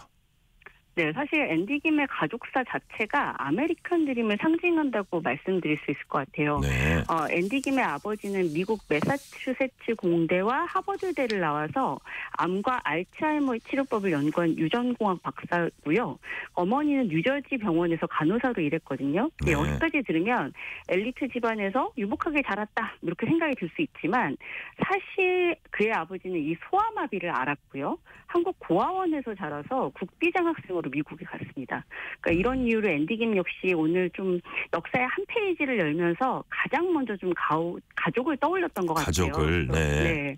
그래서 당선 행사 자리에서 앤디 김은 당선 인사를 하는 장소로 이 호텔을 선택한 이유는 내가 5살 때인 37년 전 가족과 뉴저지로 처음 이사 왔을 때 이 호텔에서 몇 주 동안 보냈기 때문이다. 바로 이 호텔은 아메리칸 드림을 이루기 위한 중요한 발걸음이었다. 이렇게 소개하기도 했습니다. 앤디 김이 오늘 승리를 거머쥐게 되기까지의 과정도 좀 한편의 드라마 같아요. 이 영국 옥스퍼드대에서 국제관계학 박사를 받고 나서 이후에 이라크 전문가로 2009년 9월 국무부에 들어갔고요. 네. 오바마 행정부 시절인 2013년부터 2015년 초까지 백악관 NSC의 중동 국가 담당 보좌관을 지내기도 했습니다. 그런데 참 역설적인 것이요. 앤디 김의 인지도를 결정적으로 높여준 것이 트럼프 지지자들이었다는 점인데요. 2020년 대선 결과에 왜 트럼프 지지자들 불복하고 의사당 난리 사태를 벌이지 않았습니까? 네네. 근데 그때 이제 이 폭도들이 물러난 다음에 연방의회 건물에서 새벽까지 묵묵히 쓰레기를 치우는 이 앤디 김의 모습이 카메라에 포착이 되면서 맞아요. 그런 일이 있었어요. 유명세를 탔습니다. 그리고 또 이번 선거 과정에서는요. 상대 후보와 TV 토론을 하다가 도중에 상대 후보가 좀 비틀거리면서 이상 증상을 보였는데 그때 바로 달려가서 챙겨주는 모습을 보여줘서 상당히 좋은 반응을 얻기도 했습니다. 와, 배려의 상징. 이 정도면 배려의 상징이라고 할 만하네요. 자, 원전 수요가 폭발적으로 늘고 있는데 이 시장을 선점하기 위해서 한미 양국이 협력을 강화하고 있습니다. 어떤 일이 있었습니까? 네, 어제 우리 정부와 미국 정부가 한미 원자력 협력을 위한 양해각서에 가서명을 했는데요. 구체적인 내용이 공개되지는 않았습니다만 말하자면 이제 코리아와 US를 합친 팀 코러스를 결성해서 원전 수출 시장 공략에 공동으로 나서겠다라는 겁니다. 양국이 이제 시너지를 낼 수 있는 게요. 각자 잘하는 게 좀 다릅니다. 그러니까 한국은 시공과 설비 제작 능력이 뛰어나고요. 미국은 사실 전 세계가 인정하는 외교력에다가 설계 관련 원천 기술의 강점이 있거든요. 그러니까 물론 이제 한국과 미국이 협력해서 2009년에도 아랍에미리트 바라카 원전 수출을 따낸 실적도 있습니다만 이때는 그냥 한쪽이 이 수주를 따내면 미국 이제 부품이나 설비 채택하는 수준. 그때 이제 우리가 따내서 미국산 부품 설비를 채택을 했었죠. 이 정도의 협력이었다면 이제 앞으로는 수주 단계부터 아예 공동으로 대응을 할 거라는 점에서 좀 차이가 있습니다. 결국 이제 우리와 미국의 의도는 이겁니다. 그러니까 최근 몇 년 사이에 이 러시아와 중국이 원전 수주 시장을 완전히 독식을 했어요. 네네. 근데 이제 이 독식을 끊어내자라는 것이고요. 그동안 이제 일본은 후쿠시마 원전 사고 수습에 여념이 없었고 우리 같은 경우는 탈원전 정책이 추진되지 않았습니까? 네네. 그러면서 이제 그 사이 사실 러시아와 중국이 막강한 자금력을 무기로 해서 각국의 아주 저리로 융자 뿌리면서 그러면서 원전 수주를 독식했는데 이걸 한번 끊어내보자라는 것이고요. 지금은 이제 특히나 이 전쟁으로 에너지 안보에 대한 위기감이 상당히 높아진 상황이고요. 네네. 여기에 더해서 왜 챗GPT 가지고 전기 먹는 하마라고 할 정도로 앞으로 이제 인공지능 때문에 전력 수요가 폭발적으로 늘어나면서 이제 이 원전에 대한 관심도 굉장히 늘어나고 있고 이 시장도 굉장히 급성장하고 있는데 이런 가운데서 두 나라가 협력해서 이 시장을 우리가 한번 선점해보자라는 필요성을 좀 느낀 것으로 보입니다. 그렇군요. 어제 현대건설이 총 사업비 20조 원 규모 불가리아 코즐로두이 원전 건설의 시공사로 선정됐다. 이런 소식 전해졌고요. 이것 역시 한미 협력 결실이다 이렇게 봐도 됩니까? 사실 이제 이 불가리아 같은 경우에는 전체 발전량의 30% 이상을 원전으로 충당하는 대표적인 원전 국가거든요. 그래서 사실 이제 모든 원전 수출국가들이 상당히 눈독을 들이고 있던 나라입니다. 근데 이 불가리아가 추진 중인 신규 원전 사업 같은 경우에는 이미 오래전에 총괄 사업자로 미국 웨스팅하우스가 확정이 돼 있었고요. 이번에 이제 현대건설이 시공 사업자로 최종 선정돼서 이제 계약을 맺은 거거든요. 그래서 이 모든 게 사실은 MOU 이전에 있었던 것이라 직접적으로 협력 협력의 결실이다라고 하긴 어렵겠습니다만 앞으로는 이런 대형 수주권을 양국이 같이 협력해서 따내는 케이스들이 굉장히 많아질 거다라고는 말씀드릴 수 있을 것 같아요. 이번 건의 경우에 이제 웨스팅하우스가 먼저 사업을 따내고 현대건설 이제 컨소시엄 참여하는 구도였지만 아까 말씀드린 대로 앞으로는 이제 아예 총괄 사업을 따내는 단계부터 협력하는 모습을 많이 보게 될 것이다라고 말씀드릴 수 있겠습니다. 지금 얘기 듣다 보니까 협력과 경쟁 사이다. 뭐 이런 생각도 드는데 네. 자, 지금 말씀하신 웨스팅하우스라면 체코 신규 원전 수주전에서 일단 탈락하고 나서 우선 협상 대상자가 된 우리 한수원 한국수력원자력이죠. 그 발목 잡았던 그 회사 아니에요? 맞습니다. 다들 이름이 아마 익숙하실 거예요. 그러니까요. 네. 웨스팅하우스 말고도 사실 이제 그때 이 수주전에 참여했던 프랑스 EDF까지 해서 이제 이 두 회사가 이거 절차상 문제 있다 이렇게 체코 정부에 이의 제기를 했었는데 사실 닷새 전에 이미 기각이 되긴 했습니다. 그리고 웨스팅하우스와 한수원 같은 경우는 지금 이제 미국 현지에서 원천 기술 관련해서 특허 분쟁을 벌이고 있기도 한데요. 일단 우리 정부 같은 경우 이번 협력 강화로 좀 기대하는 또 한 가지가 양국 기업들이 이제는 앞으로 단순히 경쟁자가 아니라 이제 파트너 관계가 되면서 웨스팅하우스 같은 경우도 이번 사안에 대한 태도를 좀 바꾸지 않겠느냐 이것도 좀 기대를 하고 있는 것 같아요. 그래서 일각에서는 지금 한수원이 웨스팅하우스 측에다가 이 체코 원전 건설의 주요 역무를 좀 맡겨서 수주에 따른 좀 경제적 이익을 나눠주는 방식으로 좀 타협점을 모색하지 않겠냐 이런 관측도 있습니다. 네. 자, 다음 소식입니다. 파리 올림픽 당시에 여자 복싱에 출전한 2명 선수가 성별 논란에 휩싸였던 적이 있습니다. 그중 한 명인 알제리 복싱 선수 이마네 칼리프가 생물학적으로 남자 맞다 이렇게 밝혀져서 논란이 일고 있어요.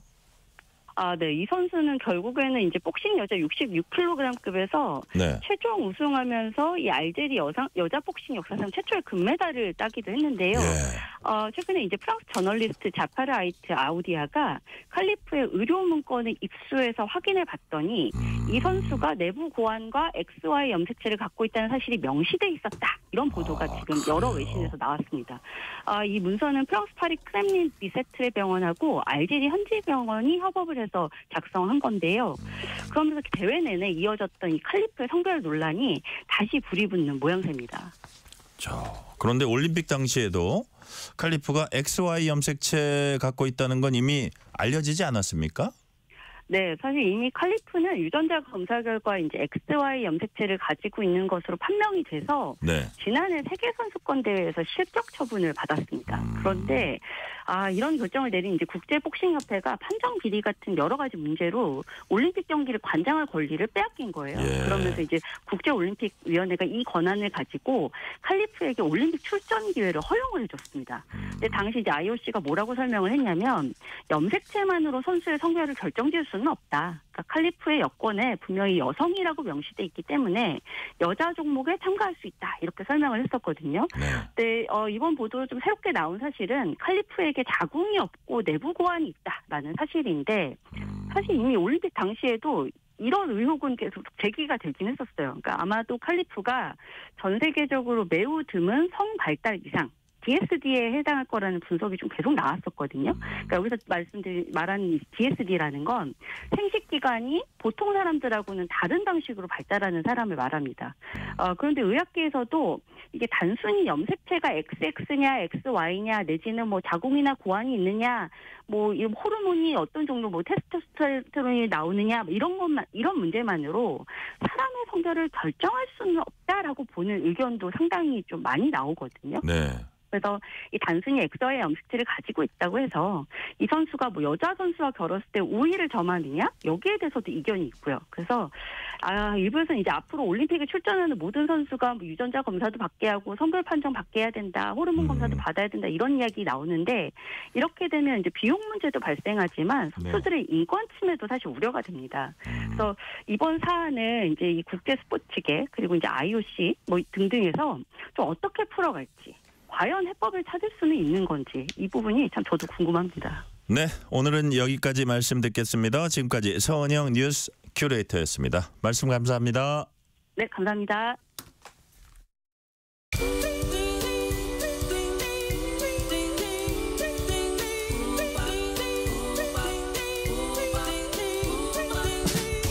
오늘 하루 뉴스를 정리해주는 다정한 편지 한 통. KBS 1라디오 뉴스레터 K.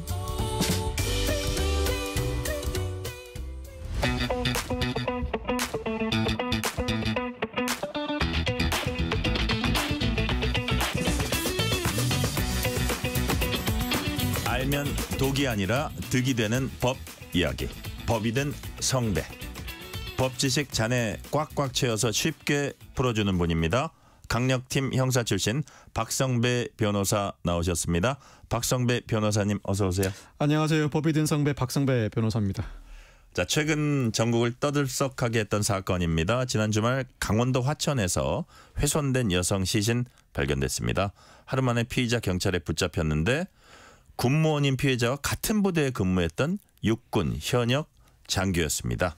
어제 법원이 구속영장 발부했어요? 지난달 25일 오후에 38세 남성인 피의자가 군부대 주차장에 있던 자신의 차 안에서 말다툼을 벌이다가 33세 여성인 피해자를 살해하는 사건이 발생했습니다. 이 피의자는 소령으로 중령 진급 예정자였고 피해자는 임기제 군무원이었습니다. 살해 이후에 시신에 옷가지를 덮어놓고 근무를 계속 이어나간 피의자, 퇴근한 뒤에 인근 공사장에서 시신을 훼손하는데 이런저런 생각이 상당히 많았던 것 같습니다. 이튿날에는 강원도 화천으로 건너가서 시신을 북한강에 버리는데 왜 굳이 강원도 화천일까? 통상 이와 같은 사건이 벌어지면 자신이 잘 아는 지역의 흉기와 시신을 유기하는 경우가 상당히 많습니다. 네. 아니나 다를까 피의자도 10여 년 전에 화천 일대에서 군 복무를 한 적이 있다고 합니다.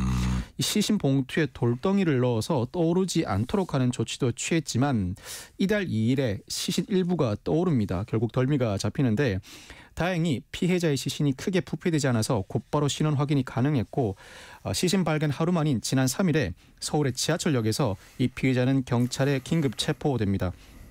피해자와 가해자 경기도 과천에 있는 국군 사이버 작전 사령부 같은 사무실에서 근무해 왔다고 하고 법원은 어제 살인, 사체 손기, 사체 유기 혐의를 받는 피의자에 대한 구속영장을 발부했습니다.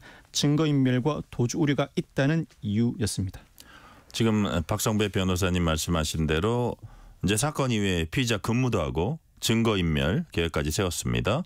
피의자는 우발 범행이라고 이제 주장은 하는데 반면에 이제 이거 완전 범죄 노린 치밀한 계획 범죄 아니냐 이런 가능성을 제기하고 있고요. 이 둘이 그러니까 우발 범행, 계획 범죄 어떻게 구분이 되는지 추후 형량도 이제 차이가 있습니까? 긴급 체포 당시에 피의자가 순순히 체포에 응했다고 하고 네. 말다툼을 벌이다가 격분해서 살해했다면서 우발 범행을 주장하고 있다고 합니다. 일부 전문가는 철거공사가 진행 중인 장소에서 시신을 훼손했다거나 지리감이 있는 지역에서 시신을 유기한 점으로 미뤄보아 계획적 범행일 가능성이 높다는 분석도 내놓고 있는데 아직까지는 분명치 않습니다. 범행 이후에 시신의 훼손과 유기 장소를 택했다는 사정만으로는 계획 범행임이 입증되지는 않습니다. 네. 그런데 근본적으로 이 사건은 아직까지 사건 경위가 피의자의 진술을 바탕으로 재구성한 내용입니다.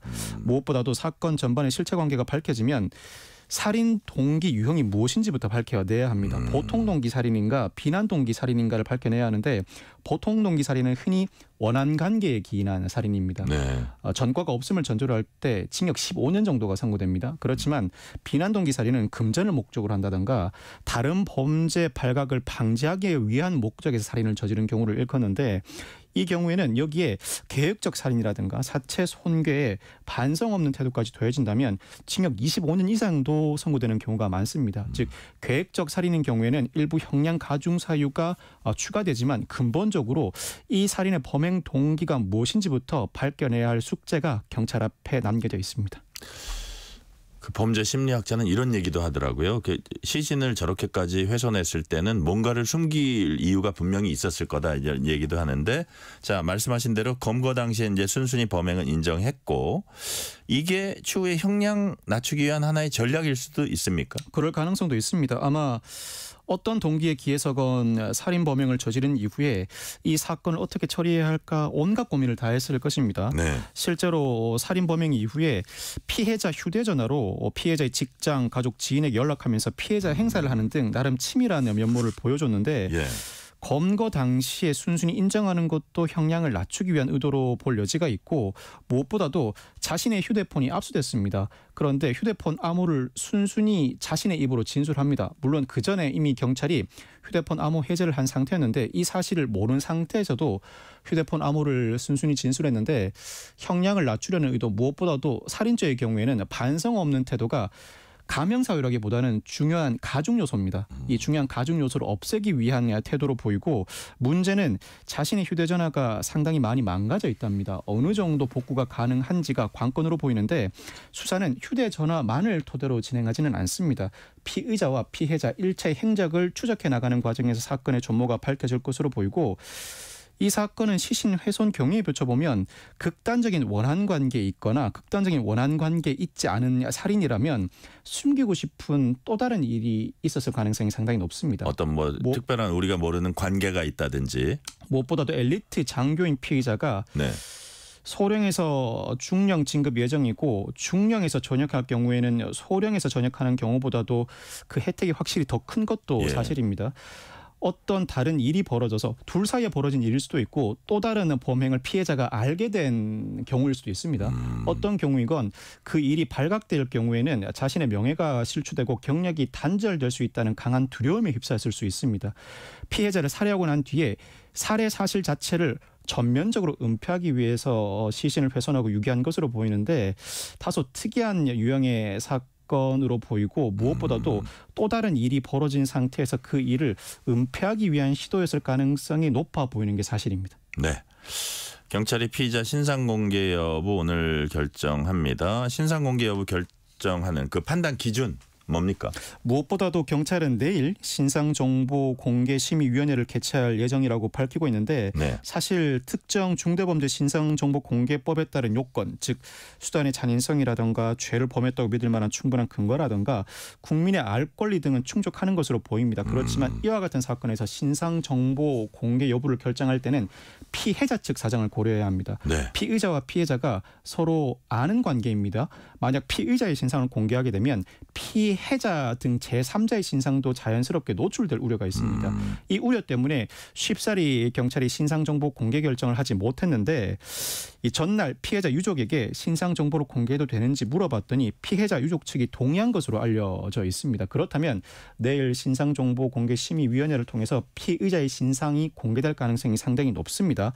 참고로 군인 신분의 피의자 신상정보공개심의 대상에 오른 것 자체가 이번이 처음인 것으로 알려져 있습니다. 그래요. 자, 피해자의 시신 훼손하고 치밀하게 유기했다. 이게 이제 가중처벌 요인이 됩니까? 가중처벌 요인이 됩니다. 앞서 일부 설명드렸습니다만 이달 2일에 피의자 입장에서는 예기치 못한 변수가 생깁니다. 시신 중 일부가 물에 떠오르면서 이를 발견한 시민이 경찰에 신고한 것인데 나름대로는 이 시신을 담은 봉투에 돌덩이도 놓고 테이프로 밀봉해서 더 이상 떠오르지 않을 것이라고 예상했던 것 같습니다. 그렇지만 시신이 부패하면 가스가 차기 마련이고 여기에 물까지 새어 들어가면 화학 반응이나 삼투압 현상으로 그 시신과 부대의 장비들은 떠오르기 마련입니다. 결국 시신을 땅 속에 묻지 않고 물 속에 넣어둠으로써 완전 범죄를 꿈꿔왔지만 그 꿈은 물거품이 됐습니다. 만약 시신이 떠오르지 않았다면 뒤늦게 수사로 전환됐을 가능성도 있고 그 과정에서 수사가 진행될 경우에 물론 어떤 형태로든 피해자가 마지막으로 대면한 사람이 피의자이기 때문에 피의자를 경찰이 검거는 했을 것입니다. 그런데 살인 사건에서 시체가 발견되지 않는다? 이때는 법정에서 상당히 치열한 다툼이 이어집니다. 시체가 발견되지 않는 살인 사건의 경우에는 범행 자체를 완강히 부인하는 경우가 상당히 많아서 이미 시체 대부분이 발견된 상황이고 무엇보다 시신의 그 부패 상태가 심하지 않아서 떠오른 시신의 지문 감식과 DNA 감정을 통해서 곧바로 피해자의 신원을 확인할 수 있었습니다. 휴대전화 통화 기록이나 CCTV 분석 등을 통해서 그 다음 날 피의자 검거가 신속하게 이루어질 수 있었습니다. 다른 사건 살펴보겠습니다. 2년 전 강원도 강릉에서 할머니가 몰던 차량 급발진 의심사고로 손주가 사망을 했습니다. 당시에 도현군이죠. 할머니 음성이 블랙박스 영상과 함께 공개된 바도 있고요. 그런데 지난주 드디어 할머니가 혐의를 완전히 벗었다고 해요? 이 사건은 많은 국민들도 알고 계실 만한 사건입니다. 네. 2022년 12월에 강원 강릉에서 차량 급발진 의심 사고로 사망 당시 12세이던 손자 이도현 군을 잃은 할머니가 이제 형사 책임에서 완전히 벗어났습니다. 사실 경찰이 지난해 10월에 할머니에게 무혐의 결정, 불송치 결정을 내린 바 있는데 불송치 결정을 내린다고 하더라도 사건 기록 자체는 검찰에 송부를 해야 합니다. 네. 사건을 넘겨받은 검찰이 재수사를 요구했습니다. 그렇지만 경찰이 검찰 재수사 요구에도 불구하고 수사를 더 해봐도 역시 무혐의 결정으로 다시 기록을 검찰에 보냈고 네. 다시 기록을 넘겨받은 검찰이 스스로 판단하기에도 더 이상 수사 필요성이 없다는 송치 요구 불효 결정을 함으로써 형사사건에서는 완전히 벗어나게 됐습니다. 그러니까 혐의가 인정 안 됐다는 건 할머니 과실이 아니라고 본 겁니까? 네, 할머니 과실이 아니라고 본 것인데 교통사고가 발생해서 할머니가 운전자였고 손자가 동승자였습니다. 네. 운전자가 운전하는 과정에서 동승자가 사망한 사건 보통은 다 운전자에게 교통사고 처리 특례법상 치사 혐의가 인정되기 마련입니다. 그런데 경찰이 이 사건의 경우에는 이례적이게도 국과수 감정 결과도 배척하고 무혐의 결정을 내렸는데 형사 책임에서 완전히 벗어난 이상 운전자 과실이 아니라는 점은 어느 정도 입증됐다고 봐야 합니다. 그렇지만 거기서 더 나아가서 그렇다면 자동차 결함이 인정되었는가? 그건 아닙니다. 그 부분은 민사소송에서 해결해야 할 문제입니다. 아, 그렇군요. 그런데 이도현 군 가족은 차량 결함이 명백하다면서 제조물 책임법 개정안 이른바 도현이법 제정해달라고 호소를 했습니다. 어떤 내용입니까?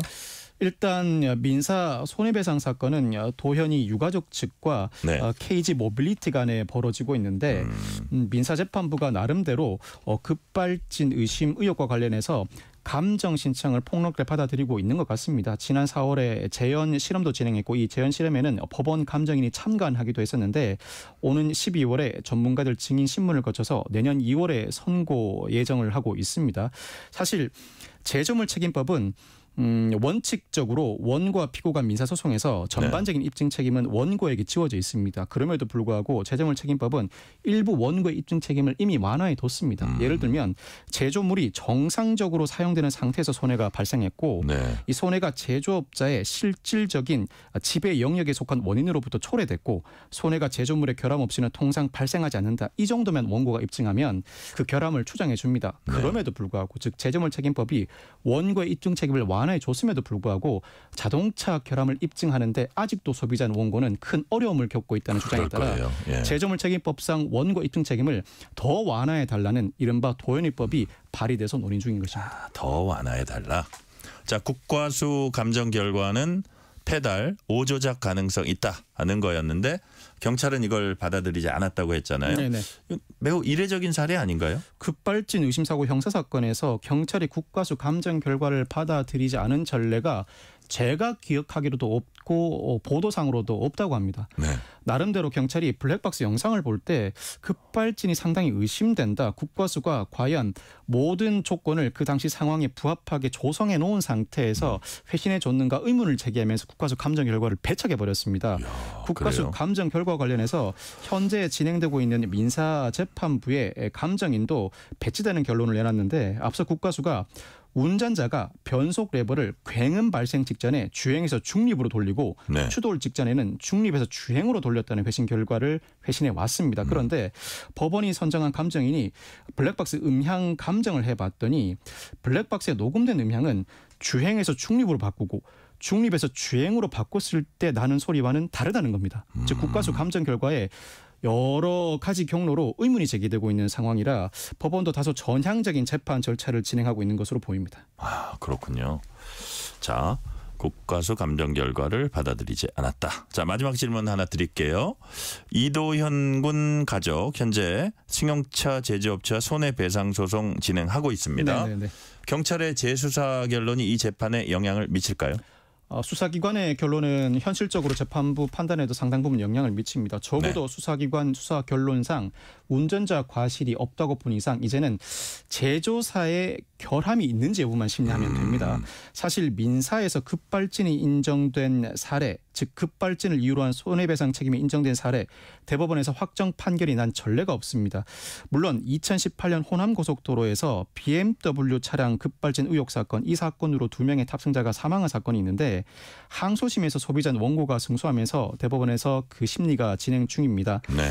이 도현군 사건의 경우에도 여러모로 하급심 재판부들의 일련의 변화 움직임이 역시 감지되고 있는데 하급심 재판부들 급발진 의혹 사고에서 적극적인 감정을 받아들이고 결함 추정 규정을 적극적으로 활용하고 있습니다. 이 사건 결론 어느 정도 전향적인 재판 진행되고 있는 만큼 네. 전향적인 결론도 나올 가능성이 높아 보이는 게 사실입니다. 전향적 결론 나올 가능성 높다는 말씀까지 오늘은 듣겠습니다. 지금까지 박성배 변호사였습니다. 말씀 감사합니다. 네, 감사합니다. 오늘 뉴스레터 K는 여기까지입니다. 제47대 미국 대통령 선거 아직 개표가 진행 중이지만 트럼프 전 대통령의 기여안이 유력합니다.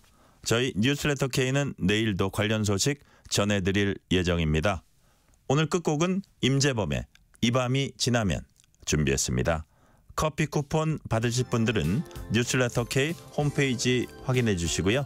오늘도 함께해 주신 청취자 여러분 진심으로 감사드립니다. 지금까지 뉴스레터 K 전종철입니다.